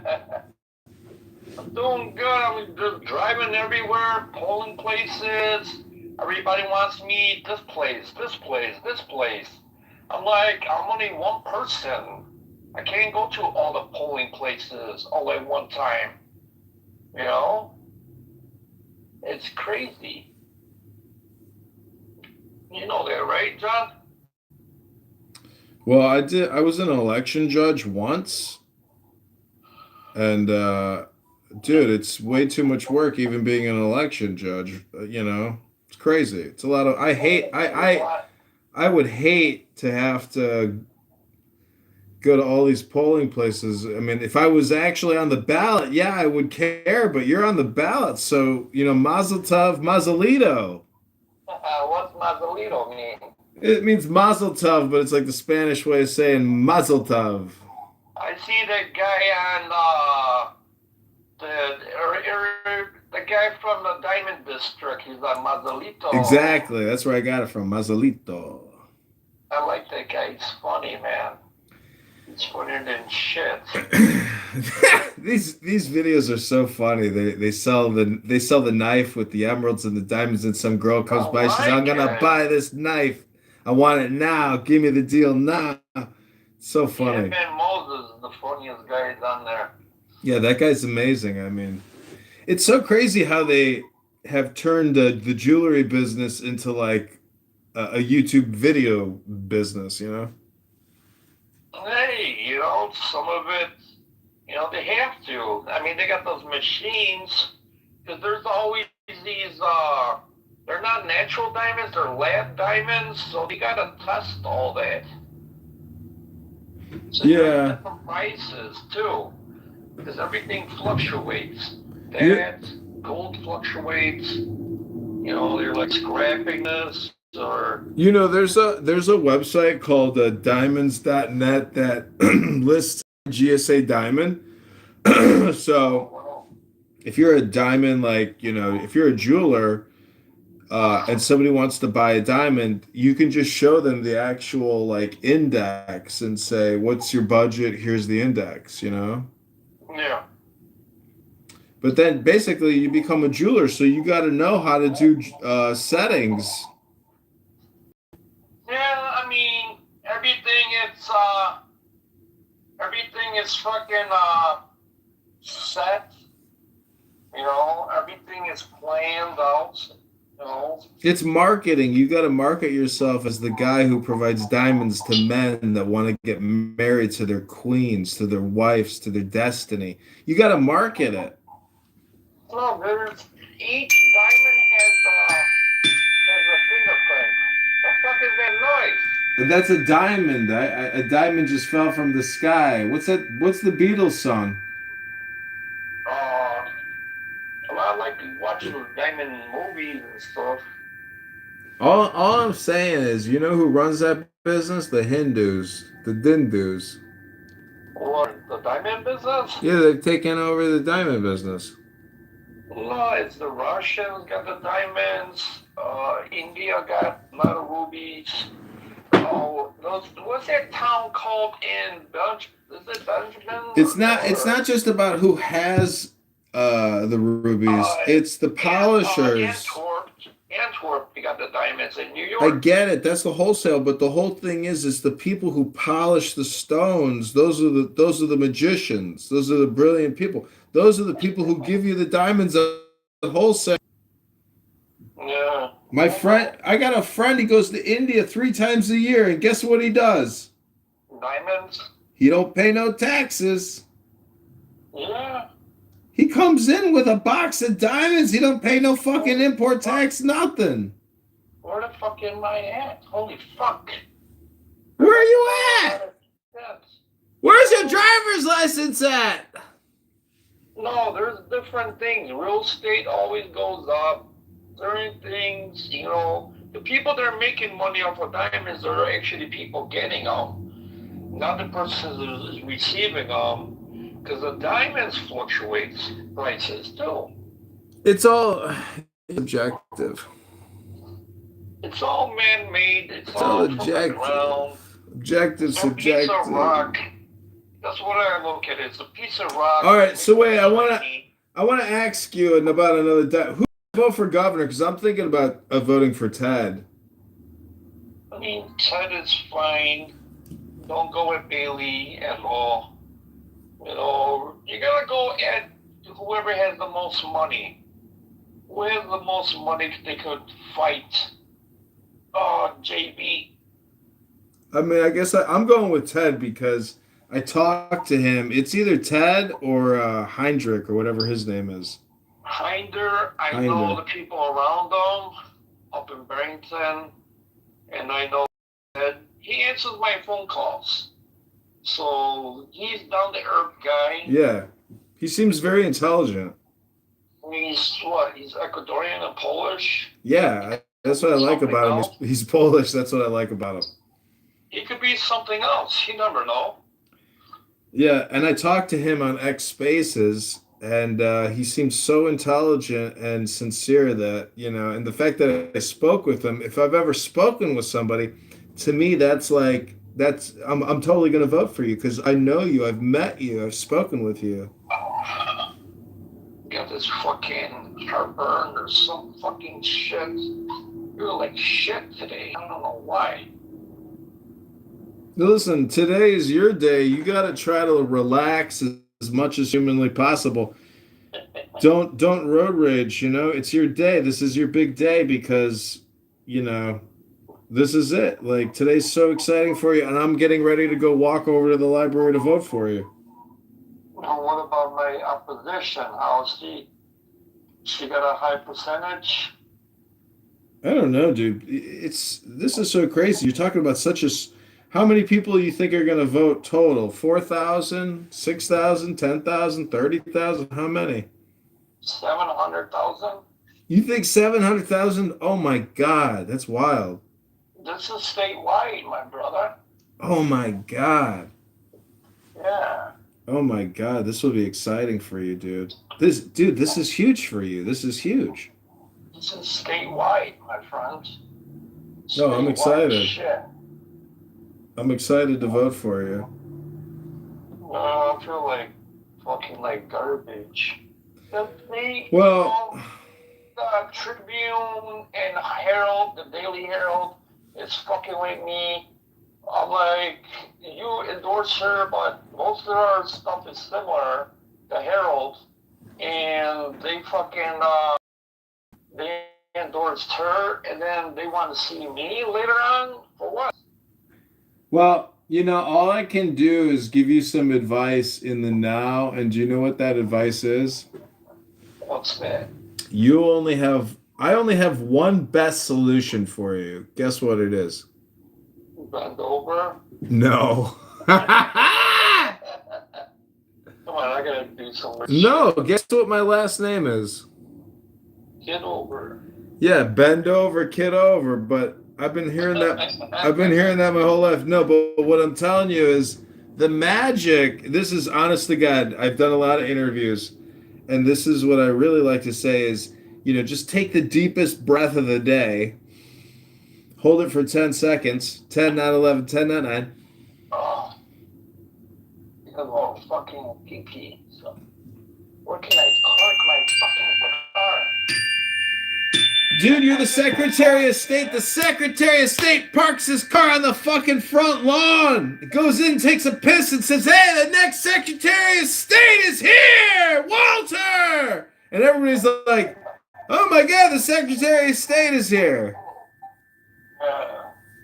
That's what you got to do. All right, I hope you I'm serious. Take the deepest breath of the day. It's the only real advice, only real opinion I can give you, and that's the truth, Yeah. That's it, Walter. Breathe. Keep breathing. I gotta go fucking pee-pee. I know, but go pee-pee immediately. Don't wait. You're the goddamn Secretary of State. You could park in a fucking fire hydrant and say, "Hey, bitch, I'm the Secretary of State." You know who the fucking Secretary of State is? You're talking to him. And I gotta take a piss. I'll talk to you later.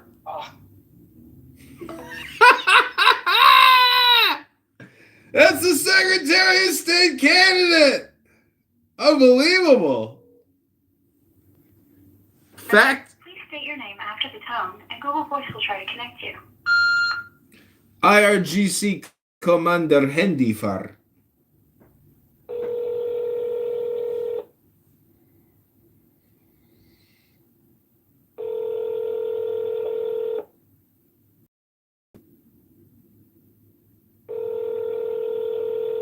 Sometimes I forget I got people's numbers in my phone.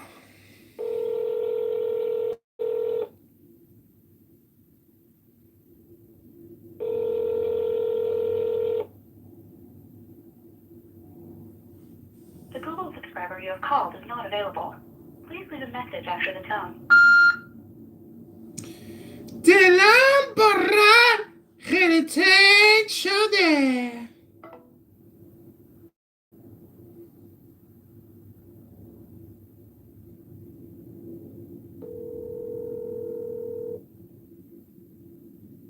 Divorce, but you don't feel that there's a cultural commitment anymore.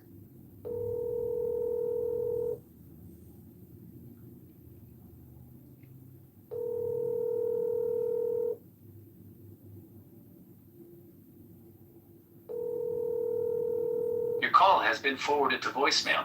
The person you're trying to reach is not available. At the tone.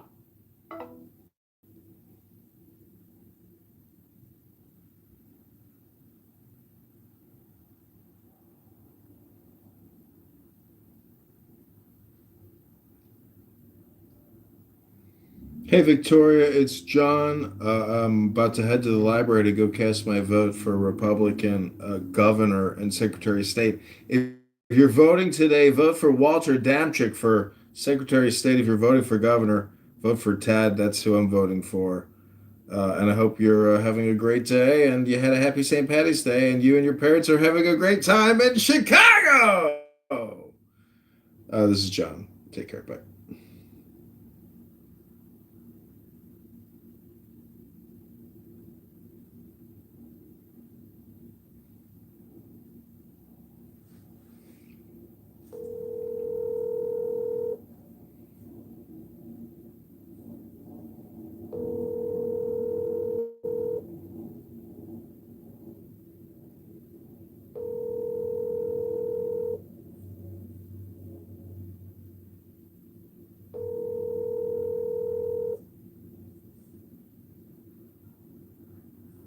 The person you are trying to reach is currently unavailable.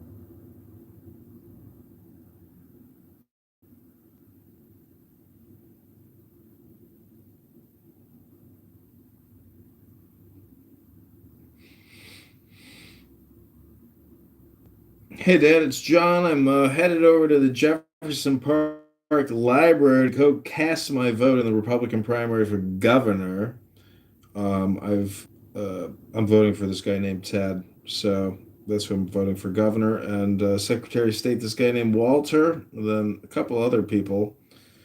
But I hope you're having a great day, and tell Patty I said hello, and that's about it. Talked to Mom, called a couple other people. There's election political party votes tonight. If I get 10 votes, I'll be happy. If I get 1 vote, I'll be happy. But, the website was johnforcongress.com with a number 4. And I was asking Democrats and Republicans to write in John Kitover. So we'll see if we get any votes tonight. Hope you're having a great day.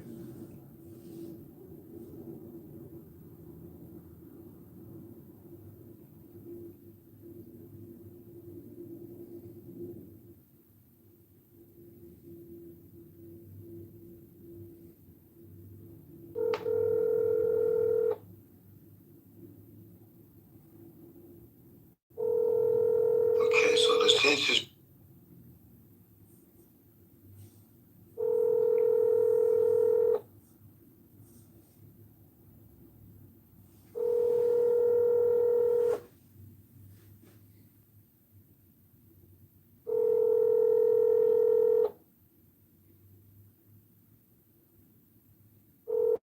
Your call has been forwarded to an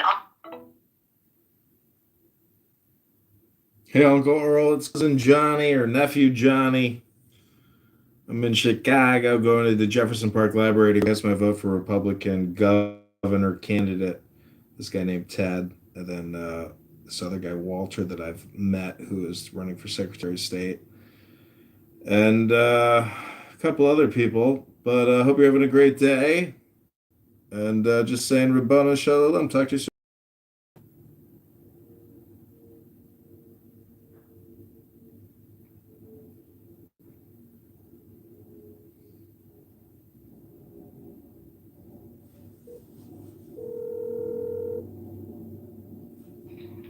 What's up? Hey, how's it going? Doing good. I'm actually eating a piece of Lumali's. Ooh, wow. Take Perfect timing for you to call. Take the Chicagoan out of Chicago, but you'll never take the Illuminati's out of a Chicagoan. Never ever. This one is thin crust and it's called the Lou. It's spinach, mushroom, and tomato. Do you have a favorite pizza place by you? Yeah, my freezer with the Lumali's in it. Really? Ew. Oh, gross. We love Lou's. Damn, you don't have a pizza place by you? We do actually have a pizza place by us, but it's not good. Damn, that sucks. Yeah.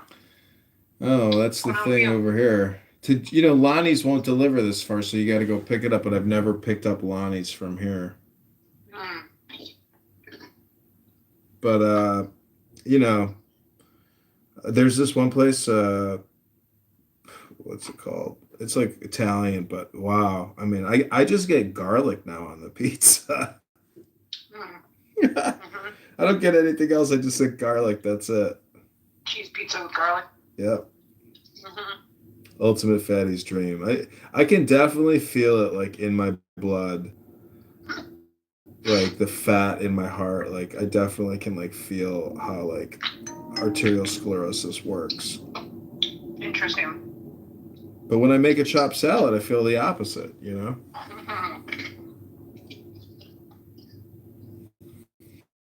I'm headed to the library to go vote, but not for myself, but for the governor primary and other primaries. Cool. Yep. I don't think I'll get a mention. What's going on with your political career? Well, as you know, I've announced I'm running for mayor of Chicago. Some guy at Trump Tower was like, "Oh my God, you're running for mayor?" I was like, I would call it more of an art project than a legitimate campaign, but do you like art, sir? Because I own an art gallery on the north side. He's like, I don't even got teeth in my mouth. You think I want to buy art?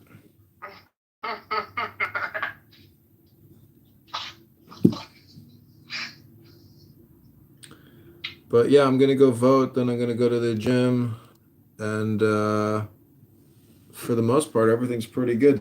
Mom said she wants to come to Chicago in October. She's like, Samantha and I are coming to your house in October. It's the first time hearing about it. Yeah, that was the first time I heard about it, and I said, "Great! I can't wait to see you."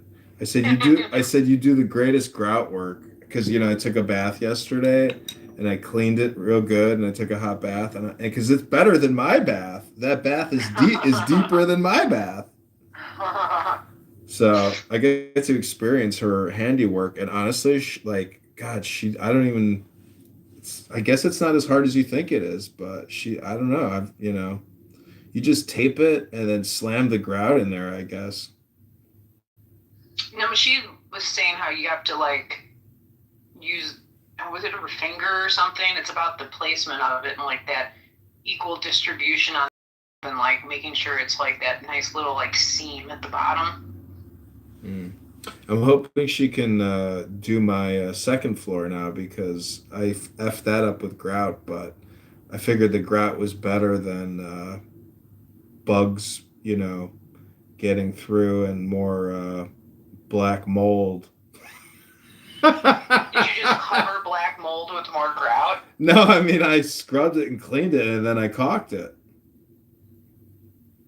Caulking it and grouting it are two different things. I agree, but I just caulked over the grout because that's how lazy. What? That's how lazy I was. So mom, Oh man. mom had to cut all my caulk out to regrout. That's how much work she did, and I was just like, just flummoxed by.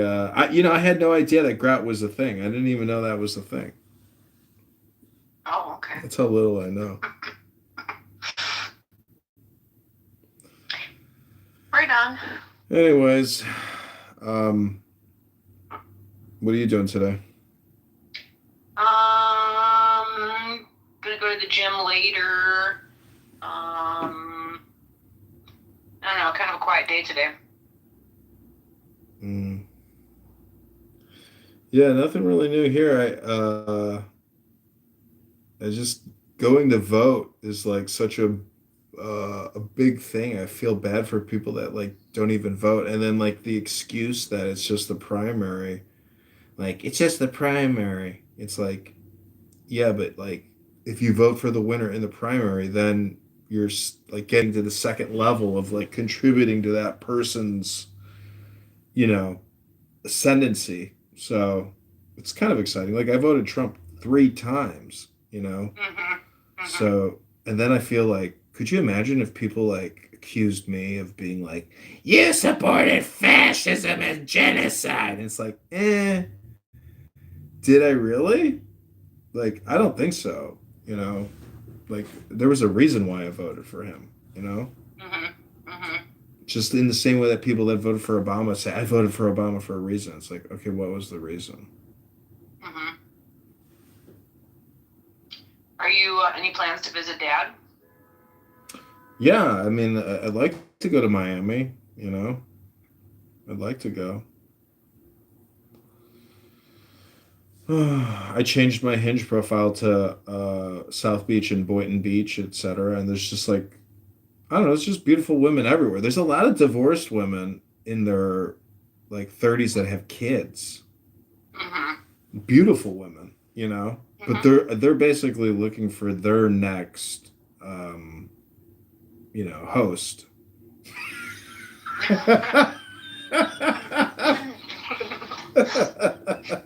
They're looking for their next host. I mean, I just can't put it anymore. I mean, you are in that age range. I mean, like, you'd be the next appropriate host if you were able to host. I wouldn't want to like support some woman's like 2 children. I just couldn't do that, And if she wants to lie to herself, I wouldn't tell her, yeah, I'll help you and your children. Like, no, I would never say that, And I guess I would make it clear, like, that's not the person I am, So do you avoid going out with women with children, or you still go out with them even though you wouldn't actually I've gone out with them, but just solely for like entertainment, where I will pay for everything and there's nothing implied and there's nothing rude or, but like their whole lives are basically their children. They love their kids more than anything. And that's what it is. And it's like, okay, well, this is where I live. Do you want to come watch a movie? I mean, but it doesn't, it's I'm not even that direct, I guess, but I sometimes I just enjoy the company. To go out to a restaurant with a beautiful woman for $200 is no big deal, That's just such a pleasure. It's like, can I do that like every other day, please? I mean, I'm sure you could. Not really. It's not as easy as that. It's not that easy. There's so many, like, that's only 20%, 10% of the population. 80% of the populations are fat Democrats, fat liberals. Older women who are obese and liberal. And I don't mind liberal women. I don't care if you're liberal. I think that's actually says that, like, you're a good person. You want justice and peace and equality. Like, okay, great. But, like, only 20% of the population is probably attractive. 80% of the population is, unattractive. What's up, man? Farron, what's going on? You okay, buddy? Yeah, life is good. I'm about to walk to the library to go vote.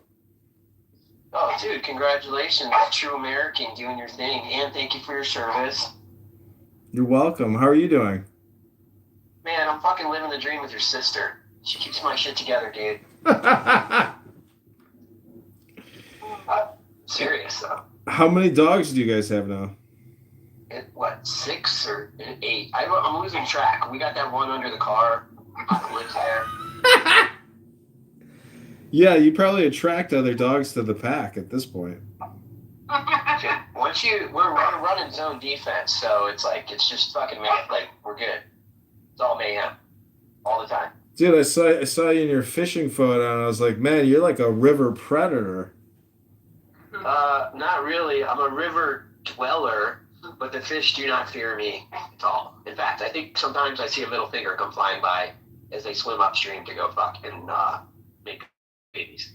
You know, I put a silver fish on my silver Lexus, and my friend was like, why did you put, like, don't get angry, you know, like, look at my symbol and be at peace. Put that, and then a Trump sticker, and then also an Obama sticker, and then a Hillary sticker, all, like, right next to each other, and people will just be like, fucking syntax error. They won't, yeah, their head will explode at that point. People won't know what to do. I just talked to Daniela Choates, and she was at the nail salon getting her hair done or something. And oh, wow. She's like, I can't say much because I'm in an environment where if I say the wrong thing, it could be problematic. It could be problematic for me. What was you talking about? Iran. Oh. Yeah. It's intense, you know? Killing people's intense. Yeah. Saw a video of this Iranian commander grabbing these children by the necks and dragging them through the streets because he was hit with a drone. Oh man. I mean, I haven't seen any content from there. You know, your life has gone pretty far out when you're dragging children through the street because a drone is about to blow you up. Yeah. That's pretty intense, you know. That is crazy. Wild. I talked to Danielle Kitover maybe 2 weeks ago. How's she doing? She's good. She I forget what age is. I think her oldest is 18 now. What? And that the little blondie girl that was in the carrier when we all met in Chicago with Charisse, she's now I think 11. Oh wow. Yeah, that was what? How many years ago was that? I need to be more specific with my dad that when I come to visit, it'd be nice to have a place to sleep, at the house. A lawn chair for. What is he like? What's on top of the bed? It's just garbage. She told me that there's still all the medical equipment from when Bart passed is still in the bedroom. And that Earl still sleeps in the guest room, in the back. Oh, I see. And there is no other bed. So, unless Earl bought one, but it doesn't sound like it. No one probably wanted to sleep in the medical bed that Bart died in, I'm guessing. Oh, well, why don't they just clear the medical stuff out and sleep in the bed? No, I don't know.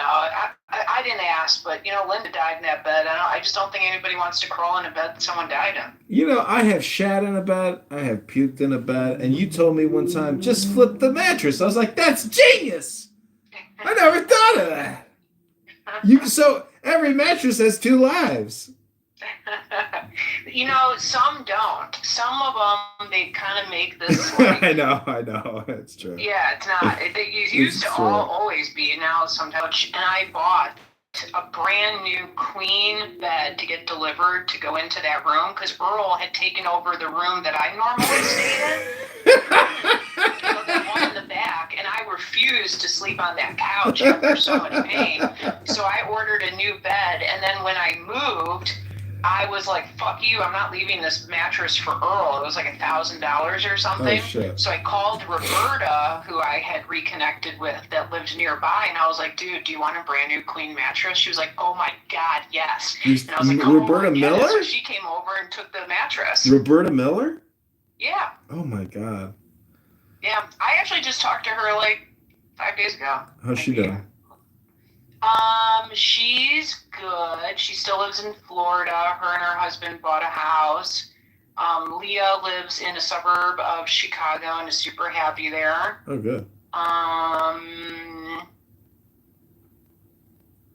She actually was trying to help me get a job at the company she works at, so we didn't talk too much personal stuff. It was more like work stuff. Oh. Do you remember her first husband, Mark? Oh, yeah. Wow. Talk about like a guitarist or something. I mean. Yeah. You definitely had a look. I mean, I guess because I'm a bald man, you know, anybody who decides to grow their hair out like to their lower, you know, it's intense and you just play music. What did that guy even do? I don't remember. Man, her kids But love Roberta music. told me a funny story. She goes, "There's one thing that I'll never forget that you did, Samantha." And I was like, "Oh, God, what is that?" She goes, "You called me on the phone and asked me when is it a good time to put on moisturizer." And she says, "You know," she goes, "what killed me was I was trying to be nice to you because you were my mom's boyfriend's, you know, kid. But I was like the last person in the world that gives a shit about moisturizer or knows when to put it on." She says, "But I told you to put it on after the shower, and then you said to me, duh, I already know that." And I was like, damn, I did? That was so rude. Oh, man, that's funny. I know, that's what she says. She's like, "It was funny." And I was like, "I don't think that's funny." It's funny in hindsight. Yeah.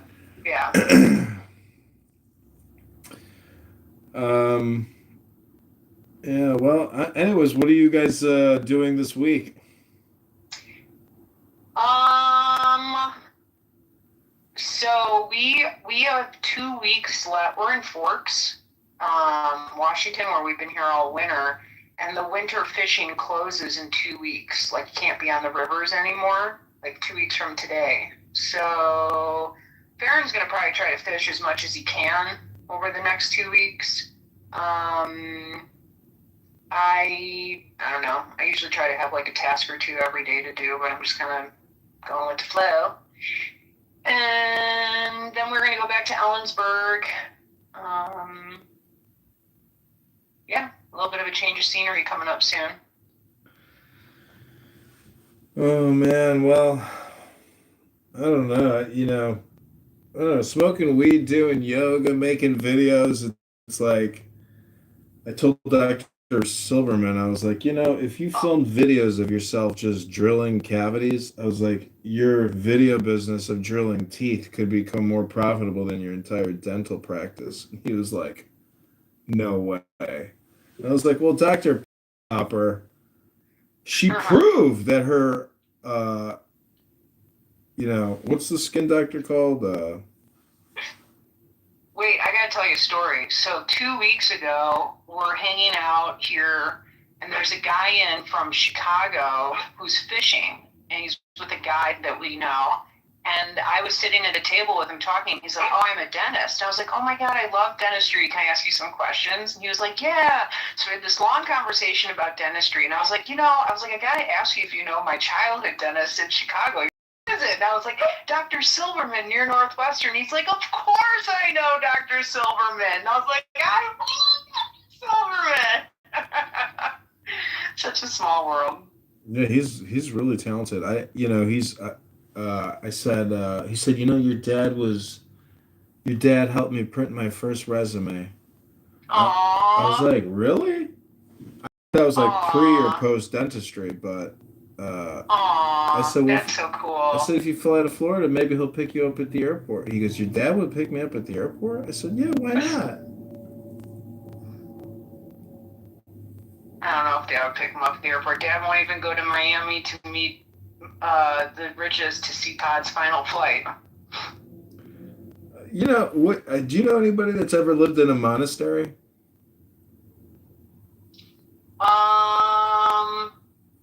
Is that Christian or Buddhism? It's the same thing, basically. Somebody who just devotes themselves to living in a monastery. I only, when I read the book Live Like a Monk, the story of that guy doing it. I don't know anyone personally now. Oh. Well, it's basically a hermit. Somebody who, you know, is no longer engaged with the world. Not at all, man. If you read that book or listen to it, How to Live Like a Monk, what a great book. That guy, he even left being a monk because he felt like he was pointed out to in the monastery that he had a calling to translate like ancient texts to modern wisdom, and that's what he still does. His name is Jay Shetty. And living like a monk, all the lessons that he learned and like shares, and like even just like what sweeping can teach you, just amazing. Love that book. Well, what I'm saying is, by being missed, you are felt more profoundly. Oh, got it. You know, it's like, I mean, it is what it is, but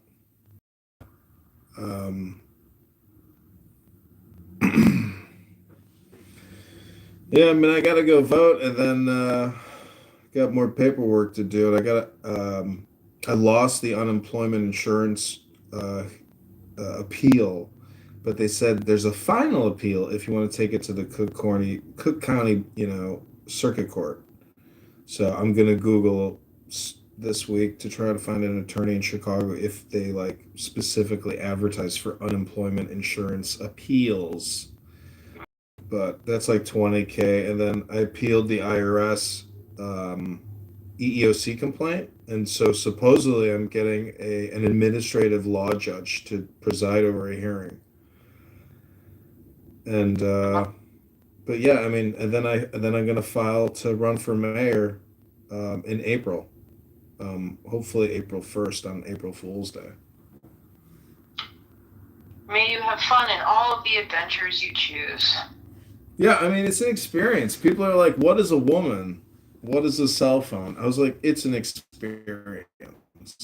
It's art, It's just art. Like if John Kitover Gallery in River North had paintings for 60,000 a piece or 40,000 a piece, and there were people paying 40,000 for, like, who's the biggest sucker in the world?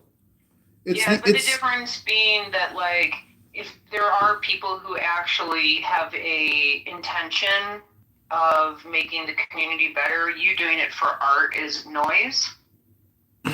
That's your opinion, because I know candidates who are already running for mayor who I absolutely know are completely unqualified and should not be running for mayor, but because they've built up this like clout, this supposed clout, they think they're qualified to run the city. I don't think they're competent enough to run the city. It's just like a business. They're not competent. And so to say that I'm not competent to run this business when I know other candidates 100% are completely out of it, like they're old, like they're too old, and they are literally just, socially woke propagandists. And that's really not what the city needs. So to say that I'm less qualified is laughable, in my opinion. It's my opinion, just like your opinion. Yeah.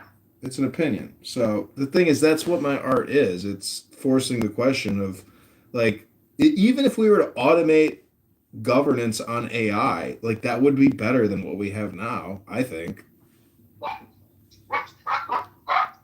That's a dog explosion. I hear you. Because the whole thing is like quid pro quo. Like, the developers who donate to the mayor get $300 million, $3 billion in government subsidy. It's like AI would basically level the playing field for we the people. So like that's my opinion, but that's the type of thing I want to put out there, because to me it's just like a communication art project. Don't worry, I think everyone sees it as that. but that's still better. But that's still better than doing nothing, right? Yeah, man. If you're happy and you feel safe and secure and stuff, yeah. I know. I guess it seems it's like like a screen pleasurable thing. over like necessity. That's for sure. Well, the thing is, it's about like a video game. I feel like because like people go to the casino and they play the slot machines and they don't know that that's just a video game. You're paying to play a video game. How crazy are you? Like people that go to the casino are literally the definition of crazy people because it's a negative bet, you just right? said that you're happy considering that this is a video game. Meaning that like social media and these platforms, because when you run, the thing is, this is like the opposite of having a private sector job where you don't have this like annoying social media presence because you're engaged at work, and so you can't have this distracting content that will distract coworkers. Am I correct? I don't know. I mean, it distract the person first. And then the coworkers who are looking at you wasting all your time while they're busy working, right? Right. So it just doesn't work. Anyways, I'm just saying that like it's all art. Whether you're in office or running for office, what you post is a video or a picture. And by definition, that's art. And so the critic judges the artwork. So as a Chicago resident, But I mean, most people would be questioning if it's profitable for you, and most people would assume that this is nothing but an expense. yeah, but the thing is with cell phones, like so much of our reality is just implanted via cell phone. All these political videos of who you vote for is like a neural implant because they're not in your material world, but you watch their message and you're like, I'm voting for this person. So I'm just trying to like experiment. I'm like a political scientist in a way, but the thing is like, it's me having fun and doing the experience, but I don't have any anticipation of like success. But I don't view the experience as being unsuccessful. I view the whole experience as being like really eye-opening because there's just a lot of people you don't know about, like life is a network, but even then it's like this propaganda projection. And I mean, I'm not fighting in a war, but like we're engaged in a war now because Donald Trump told us we are. Like, is that actually what our law is? Or were we just told that we're in a war, There's just a lot of content, and like you told me once, every politician wants to be a philosopher and every philosopher wants to be a politician. I've heard people say that's not true. And then I sometimes agree with that. But I'm just saying a lot of this comes down to like videos and pictures and Meta, Google, like that's our society. Not me, but you're in that world, yes. Well, it's easy for you to say it's not you, but you live in that world. That is you. It exists, but I don't use it or consume it the way that you do. But, I get it, I know it exists. But by consuming it and using it, in a way I've transcended it, and you haven't transcended it because you're not in it or you're not exposed to it for conditioning purposes. But the voter, this is where politicians actually win. Because in your world, there is no world. But in this world, there's a world of manipulation. And that's actually how people are winning these elections. Underdog candidates are able to essentially create organic movements. And this is all goes back to like Saul Dialinsky's book, but I don't know. What was the last book you read? Did you ever read any of the books I sent you? Yeah, A Life Worth Breathing is the one I'm reading right now. What's it telling you? It's definitely yogic, like philosophy about like wanting to, first and foremost, like wanting to live. And then definitely talking about some consciousness and awareness. And then, yeah, that's where I left off. Okay, so let's say you have a perspective of wanting to live. What would you say, like your top 3 power words are, or mantras that are associated with achieving wanting to live?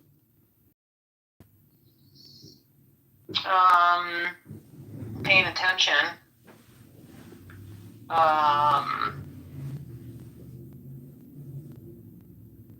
Consciousness, for sure. And probably your attitudinal positioning. Okay, now those 3 concepts that you just shared, like what is one way to like control them? know what the definition of each of them is. Yeah. What else? Practice it, and know, and also welcome mistakes. Mm-hmm. Okay. Anything else? What are we talking about? Basically breathing. Like conscious breathing, or like even you could call it like Zen walking or conscious walking, where like have you ever seen Tai Chi? Basically, life is like Tai Chi. And if you actually practice like Tai Chi in your communication, like that's the creative intelligence. So, you know, I don't know, it is what it is, but yeah, I hope you like those books. I really like the Auto one. It's right in front of me. I feel like maybe I've had this book before. Just like I don't connect well with like I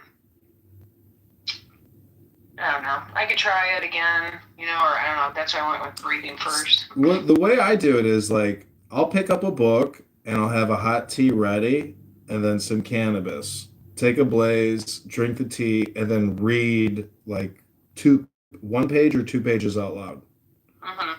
And then, like, as I'm reading it, I'm having the like instantaneous comprehension. And then I'll listen to the recording and I'll say, wow, because I'm trying to recondition my subconscious and my experience. To me, I did think that's that was like, a good recommendation in your card. yeah, to me, that's like real therapy, because if you go to therapists and psychologists, they'll give you like handouts, to try to like improve your way of thinking. And you can read those out loud, but when you read these like, Dhammapada or even the yogic breathing, like, I don't know, I'm just basically trying to like change my thinking. Like, Yeah, no, I get it. It's a very good way to hear yourself in a chunk of in an amount of content that's like digestible, and then having the experience with it the second time. yeah. I like it. Yeah. I'm trying to like override my thoughts because I have a tendency of having negative thoughts. So I'm trying to basically like say, stop thinking and like create new thoughts, but don't have these thoughts. This is not helpful. You gotta let it pass like a cloud in the sky. Yeah, but to me, breathing is the secret, because I'm creating all this music, AI breathing music. And it's like super hypnotic, because technically, you know what every cigarette smoker is doing when they smoke a cigarette? Breathing. They're taking the deepest breath of the day because they don't want to waste that cigarette. Right. So breathing music is like a way to force you to consciously breathe. I think that could be a very popular content thing. There's a guy that I follow that he keeps like playing these like mega and talks about what each one does. I also listen to a podcast about sound and megahertz and the healing vibrations and such, different resonances and blah. It's very new age. There's so many videos. There's just a gazillion videos of people doing like sound therapy. But to be able to like mimic like major music, I'm telling you, I mean, have you used Suno? What? There's a AI music app called Suno. But just go in there and type in, take the deepest breath. I'll check it out. It's neat. Are you guys doing any good cooking? Karen brought a corned beef to make tonight for St. Patrick's Jenny's bar. How are you gonna eat it? Just fucking great, I guess. Well, I mean, what are you gonna eat it with? Potatoes and cabbage, of course. That's it? It's Patrick's Day, yeah. You don't have any other accoutrements? Like what? It has starch and veggies. I don't know. Like, there's what I have noticed is that like adding as many variables to like your primary is like the best way to enjoy the food. Like if I have fresh fruit, chop it up, but don't just eat it. Use yogurt. You gotta like basically add like multiple variables to your consumption to like enjoy the food flavor differentials. That's the joy of cooking, is experiencing like 5 flavors in a salad. Yeah, there's. Yeah. Do you shop at Costco? I do not, though I do enjoy a good Costco experience. I do not, because it's just too far. There's they probably sell at the regular grocery store too, but these Chobani, like no sugar added protein drinks. I'm actually using it almost like a milk right now with fruit. Yeah. And then like that way I don't consume the whole thing in like one setting, but like that way, and then drinking the other part later. Yeah, I would. What I would actually like take out of my diet is mass consumption of bread and any whiskey or bourbon, because those seem to produce the most rancid of farts. And do you know what a fart is? It's like indigestion, like air in your system, like coming through and other stuff that's not moving. Well, technically, a fart is just air passing over a turd. Okay. It's just a joke. Sink clean. Dude, do you clean your bongs in the sink? You can't fucking get out of it. No, hell no, that would ruin the sink. No. No, you know what I do with my used bongs and bowls? What do you do? I have a massive bag full of like 50 bowls. But I just scrape them clean and then I put them in the bag. But I've never spent the time to clean a bowl, because that would be. Throw them away? No, I told you I put them in a bag. I know, but then what? Oh, what I want to do is buy a coffee table, and then I want to clean them all, and then place them on the coffee table, and then pour acrylic over it, and make it like, and permanently entomb them all in a coffee table glaze. Yeah. Dude, I sent Mom edibles in the mail, which I've done a bazillion times, and her and I both got a letter from the post office drug enforcement fucking department saying that they believe that I had sent something illegal, and that if I wanted to claim it, I'd have to contact the post office, and told Mom that she was the recipient of it.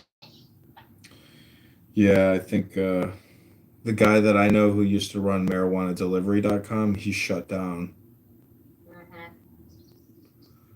But yeah, we got dispensaries all around here, and they sell every product under the sun. And yeah, I mean they make good money. Dude, these new like it's an edible, but it comes in like a syringe, and you like just put some on top of like any food or whatever. You just eat it straight. Yeah. That shit gets you fucking rocked. That would be the superior product. I've never seen that advertised. Dude, she's like, only eat it. She's like, start with a grain of rice size. I took like 3. I thought I was falling over a fucking stool at the bar. It was like crazy. I was like, oh my God. Did you ever take a Chiba Chew in Los Angeles? No. They sold those at the dispensaries. Those are like the what are those things called? It's just basically an edible candy, like a what the fuck are those I like candies the called? edible shots. It's like 100 milligrams in like a little drink. That's the jam. Yeah, I see people buying those actually at the dispensaries now as the beverages, but like I would hope that it's high concentration. If you could do a syringe, basically, if I drugged one of my dogs with hash one time, and that dog stared at the sliding glass door and drooled for about 2 hours. Yeah. So that dog was completely like zonked. Didn't get violent, but Yeah. Dogs get scared from that. Not this dog. It just stared at itself for 2 hours. I think they're scared. They don't like the feeling of being high. Yeah. I really made it a relaxing environment. I didn't want the dog to be scared, but the neighbors hated that dog. I look at dogs at the shelter near me all the time, and I'm like so tempted because they have puppies all the time. But basically, having a puppy is like having a baby, and I like to, when I'm sleepy, I sleep. When I eat, because when you have a dog in a crate, they cry. Right. And I can't live with that. It's too hard. Yeah. I've learned that lesson. I try not to repeat my mistakes despite all my flaws. That's good. Despite what it may seem. But yeah, I don't know. Mom said she's doing good. Sound like she's kicking ass as usual. How's Farron's kids doing?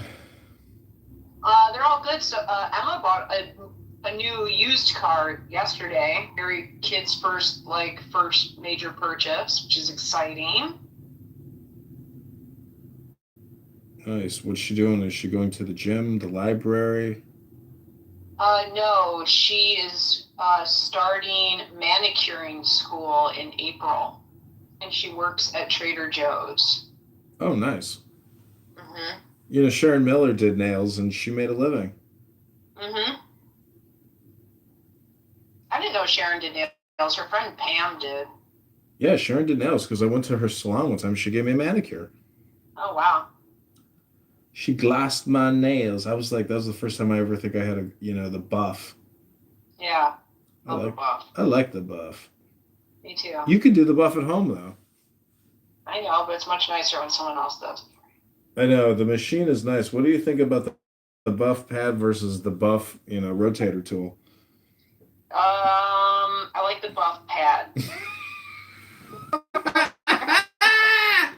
Buff pad for the win.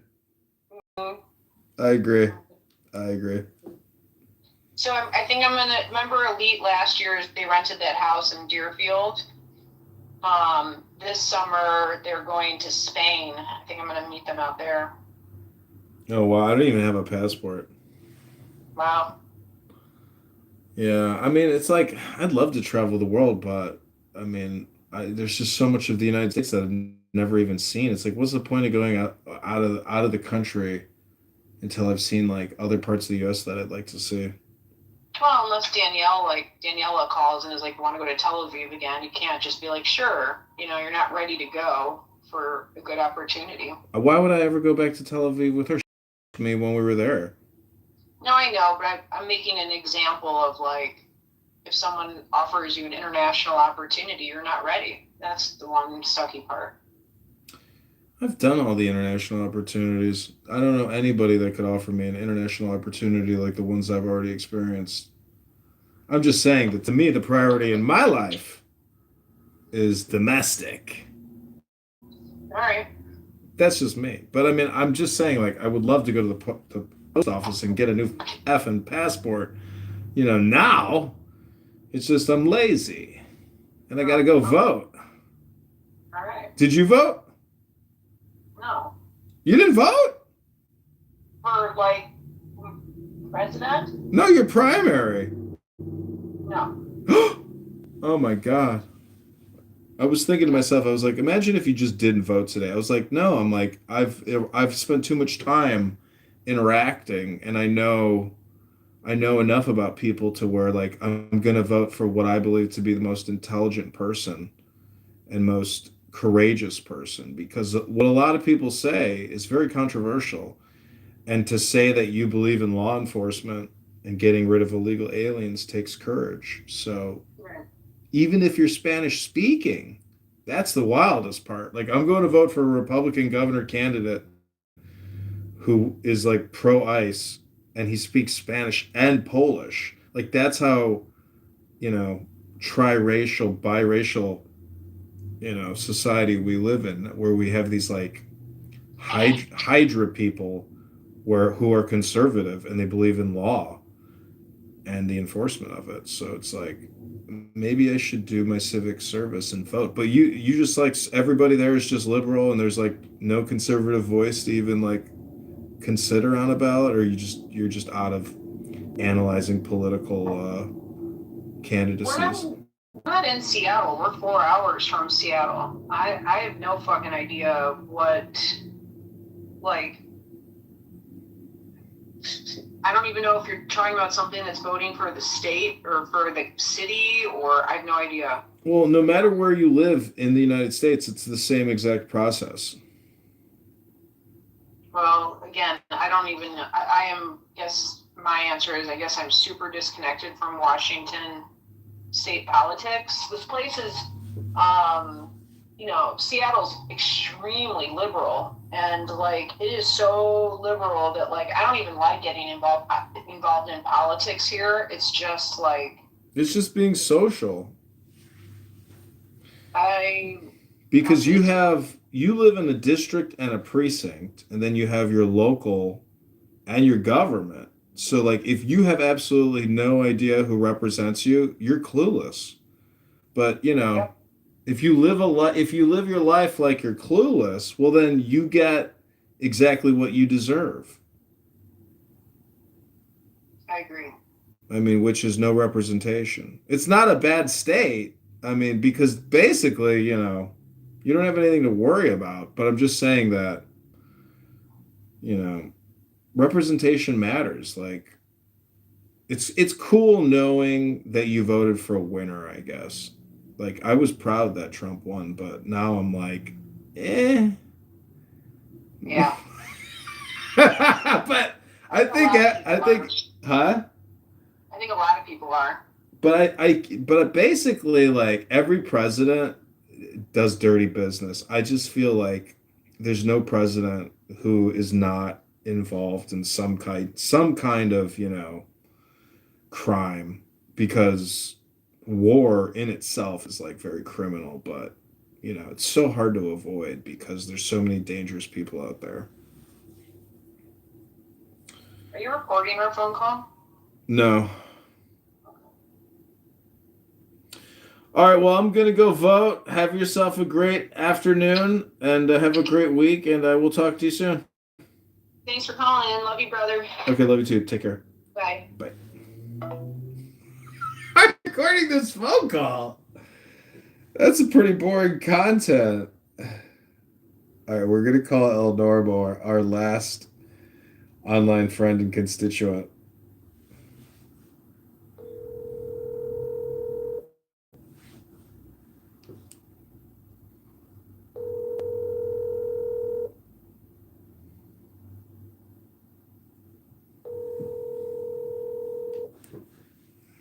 Your call has been forwarded to. We'll just send him a message. El Normo Rabono Shalom. It's 3:40 p.m. CST Chicago time. I'm going to vote in the Republican primary. You have to request a Republican ballot. I don't know if you've already voted there. You probably did early voting, but anyways, just calling to say hello. There's a lot of rooms on Clownhouse today. BB, and of course, the World Affairs Forum.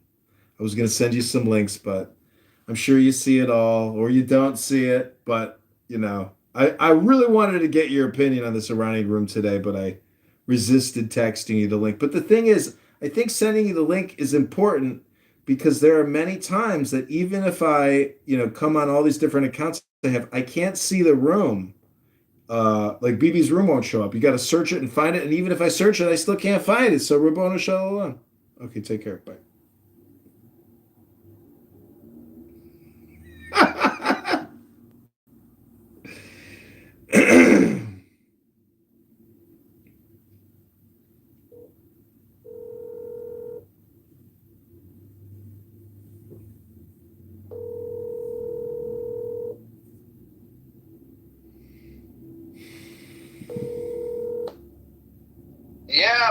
My nigga. Hey, Rabbana Shalom. I'm sorry, my sister was on the other line, and she was like, at the very end of our call, she goes, "Are you recording this phone call?" I was was listening to that thinking like this would make a good podcast. This is like the Zach's Mom podcast, essentially. It's just listening to a guy talk to his sister. See, this is, like if I were to say, yeah, I'm recording this call, it would have gaslit her. So I just lied for the sake of expediency. Why would that have gaslit her if you told her the truth?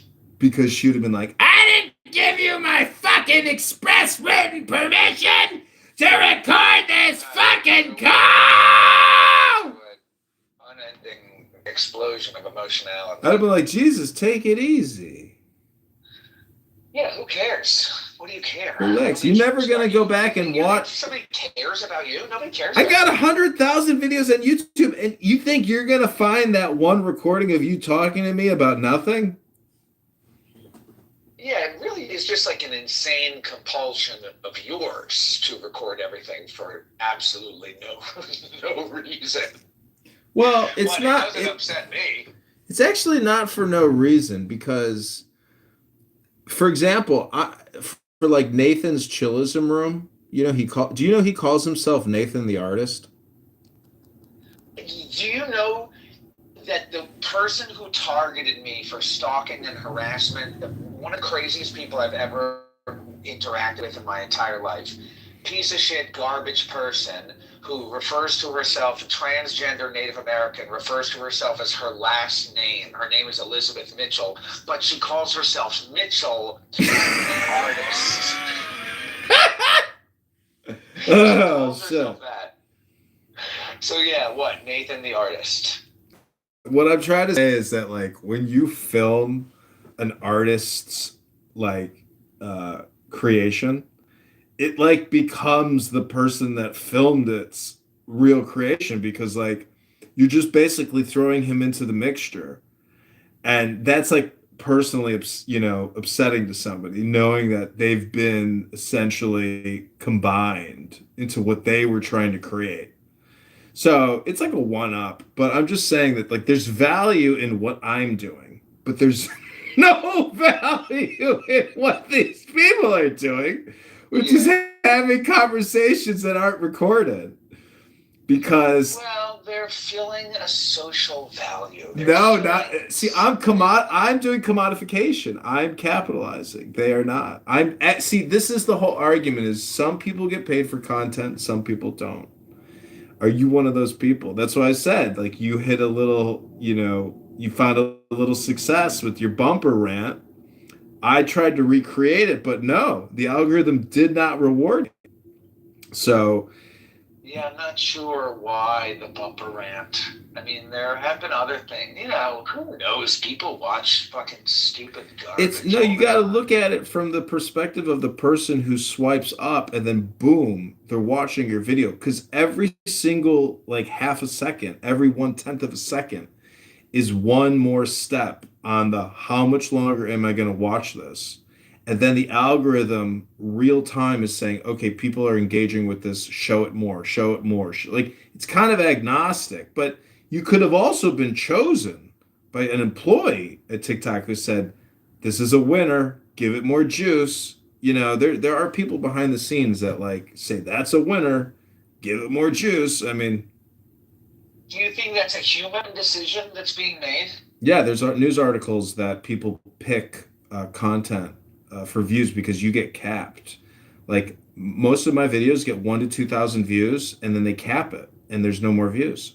But if it's performing so well, you would think they would let it run and say, oh my God, let's give them 300,000 views. Let's show them to 400,000 people. No, they cap it. So yeah, I have noticed that. What's up with that? Juice, got some juice. It's because there's so much content.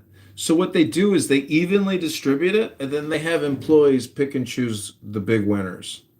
It's just like employees are picking and choosing content to amplify. Yeah, just like the radio. What was that called? They used to talk about it. The name of the scam with the radios, where they would juice the DJs to get them to play certain music.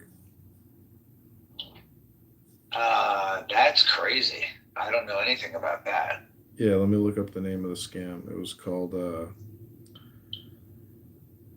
But it's the same thing on all these platforms, which is spoofing, which is having bots listen to it to project you higher in the rankings. So when people sort by top, they come across you.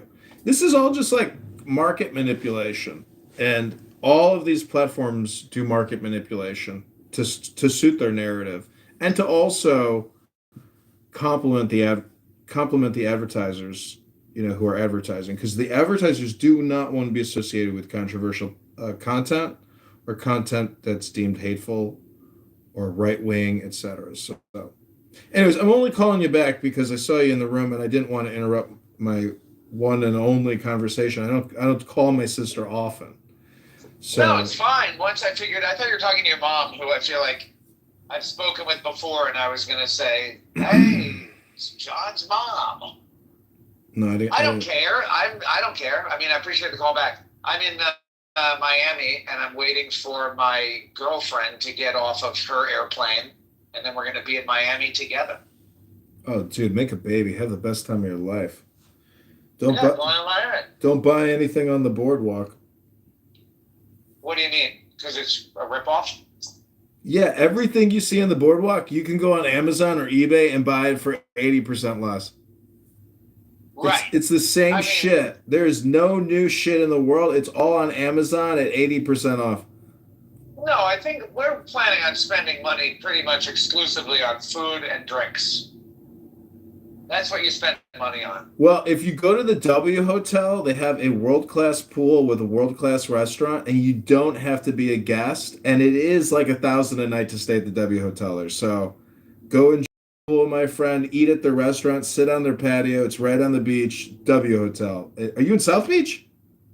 South Beach. Yeah, that's a good recommendation. W Hotel. I'm gonna keep that in mind. W Hotel. You can order. There's a restaurant and a bar in the back of the pool.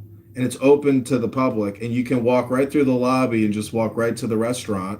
They don't check to see if you have a key card, and then you can just sit there and enjoy the pool like you're a millionaire.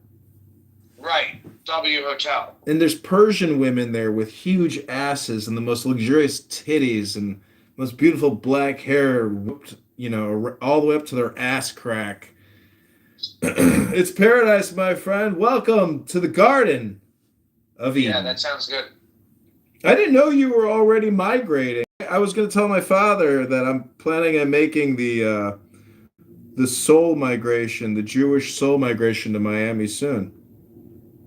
I don't know if I'm just temporary migration for the week. Oh, I'm thinking about doing a permanent soul migration to Miami shortly. This guy might be telling me to move here. Are you talking to me? Are you talking to me? I have to go. So I'll talk to you later, bro. Have a good day. Okay, peace. All right, bro.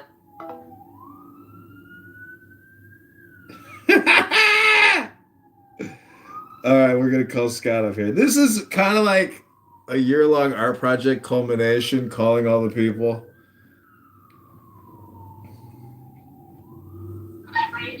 Talk to me.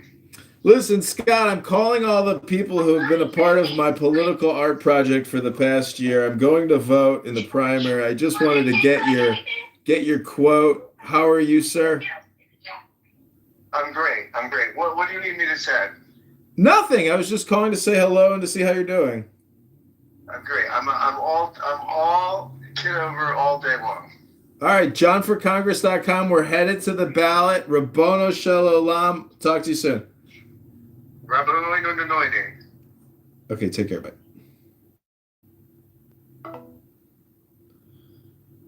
John Kitover all the time. Some people are all in.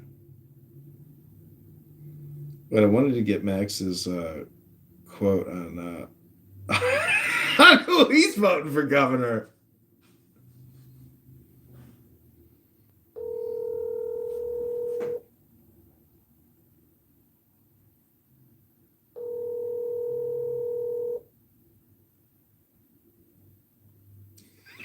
I gotta do a Joe Severino.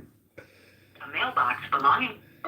Okay, we're gonna put a little music out, but when I head to the ballot, I'm about to write in Joe Severino for governor.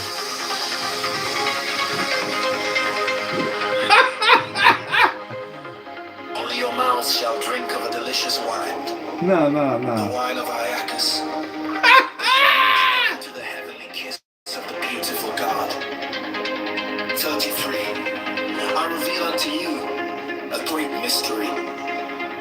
Ye stand between the abyss of height and the abyss of depth. 34. In either awaits your companion, and that companion is yourself. 35. You can have no other companion. 35. Many have arisen, being wise. They have said, seek out the glittering image in the place ever golden, and unite yourselves with it. 35. Many have arisen, being foolish. They have said, swoop down onto the darkly splendid world, and be led into that blind creature of the slime.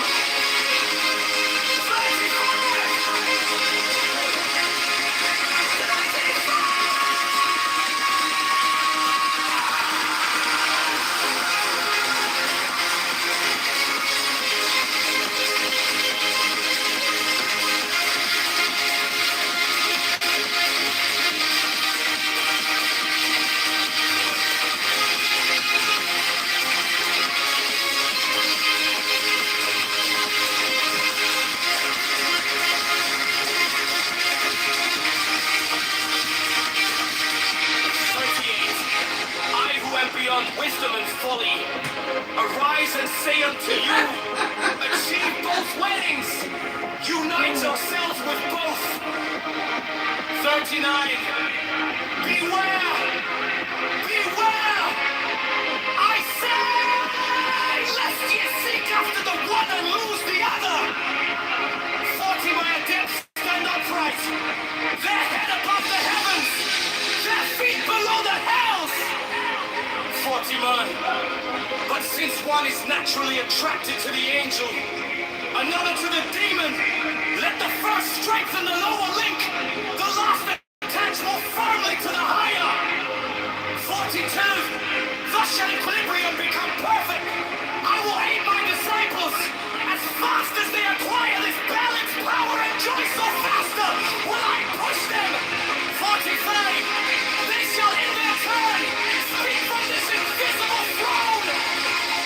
Their words shall illuminate the world. 44. They shall be masters of majesty and light. They shall be beautiful and joyous. They shall be clothed with victory and splendor. They shall stand upon a firm foundation. The kingdom shall be theirs. Yeah! The kingdom shall be theirs.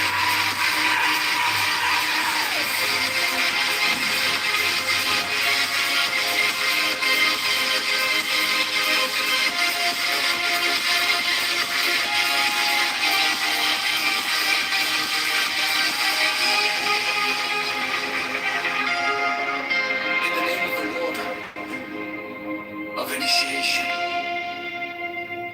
Amen.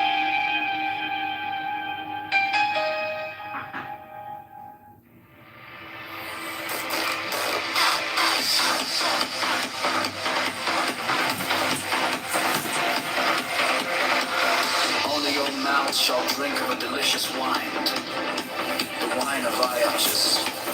It shall reach ever to the heavenly kiss of the beautiful God. 33. I reveal unto you a great mystery. Yea, stand between the abyss of heights and the abyss of depth. 34. In either awaits your companion, and that companion is yourself. 35. You can have no other companion.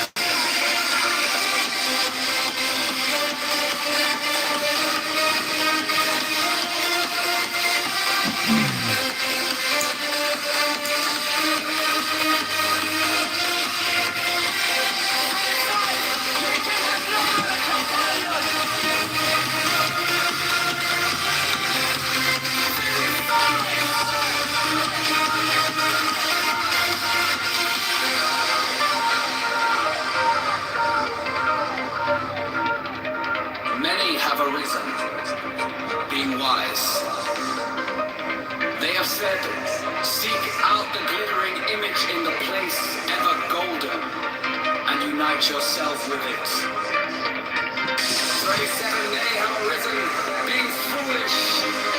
They have said, stoop down unto the darkly splendid world and be wedded to that blind creature of slime. 38 will be on wisdom and folly arise and say unto you, achieve most winning.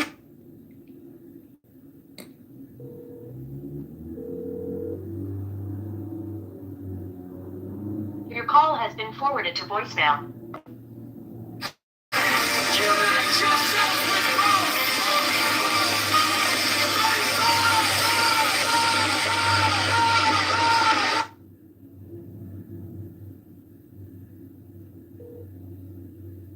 You have reached.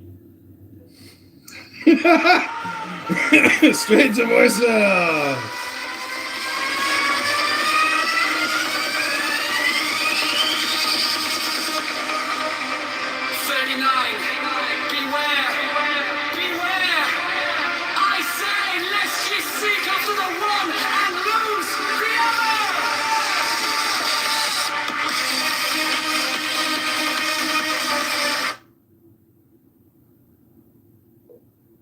If you record your name and reason for calling, I'll see if this person is available.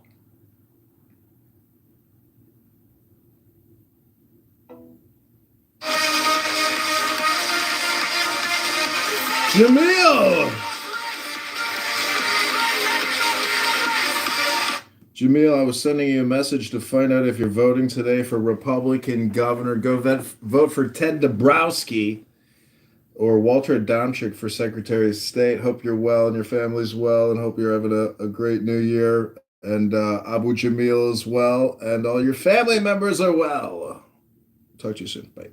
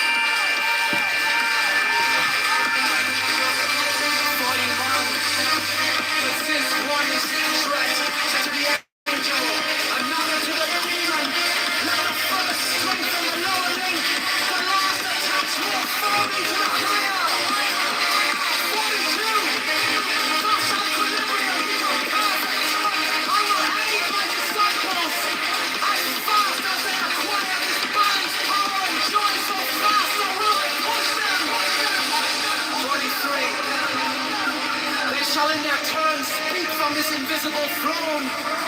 Their words shall illumine the world. 44, they shall be masters of majesty and might. They shall be beautiful and joyous. They shall be clothed with victory and splendor. They shall stand upon the firm foundation. The kingdom shall be theirs.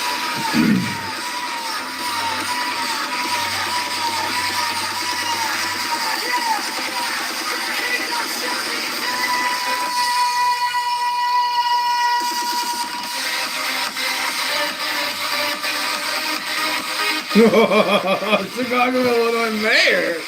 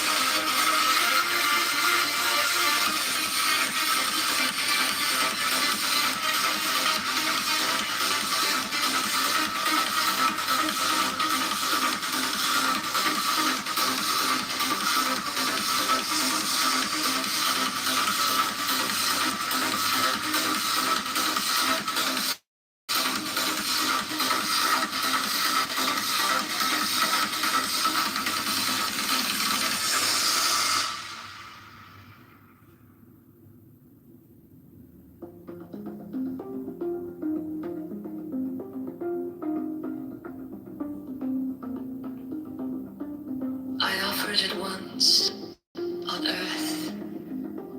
Before an hour hath struck upon the bell, ye shall be with me in the abodes that are beyond decay.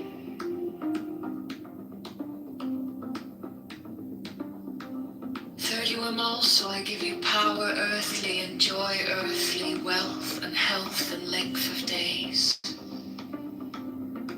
Adoration and love shall cling to your feet and twine around your heart. 32 only your mouths shall drink of a delicious wine, the wine of Iacchus. They shall reach ever to the heavenly kiss of the beautiful God.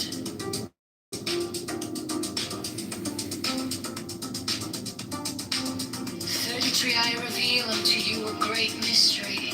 Ye stand between the abyss of height and the abyss of depth. 34 and I awaits you a companion, and that companion is yourself. 35 ye can have no other companion.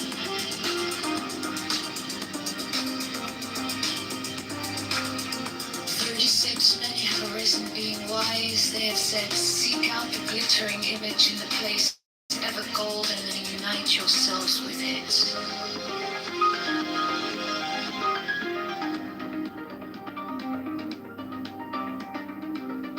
37 many have arisen being foolish, they have said, stoop down unto the darkly splendid world and be wedded to that blind creature of the slime.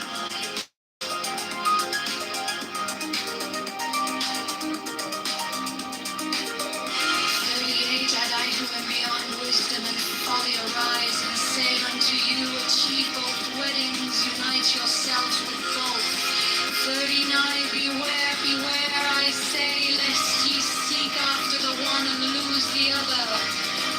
40 my adepts stand upright, their head above the heavens, their feet below the hells.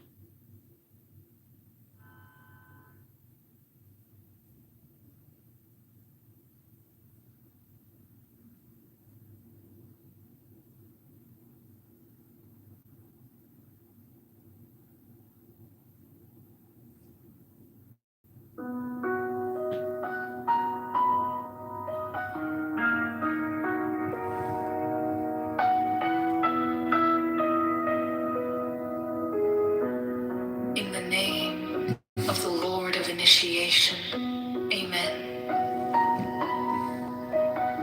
When I fly and I alight as a hawk of mother of emerald are my mighty sweeping wings.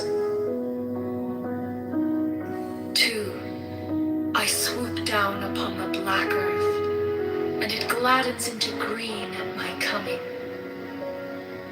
3, children of earth, rejoice! Rejoice exceedingly, for your salvation is at hand.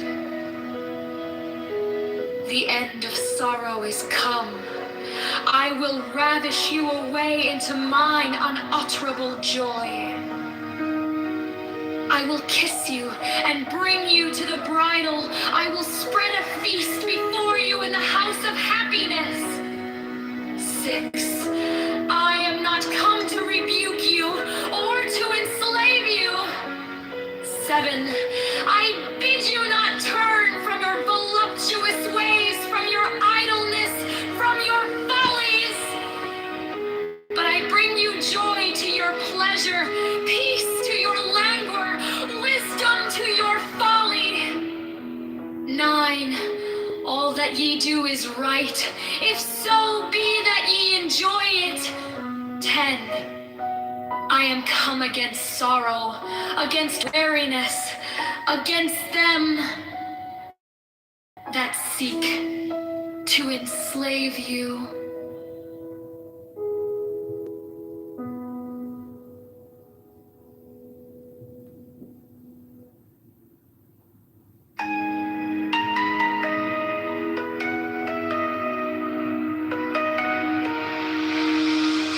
Be thou therefore prompt and active as the sylphs, but avoid frivolity and caprice.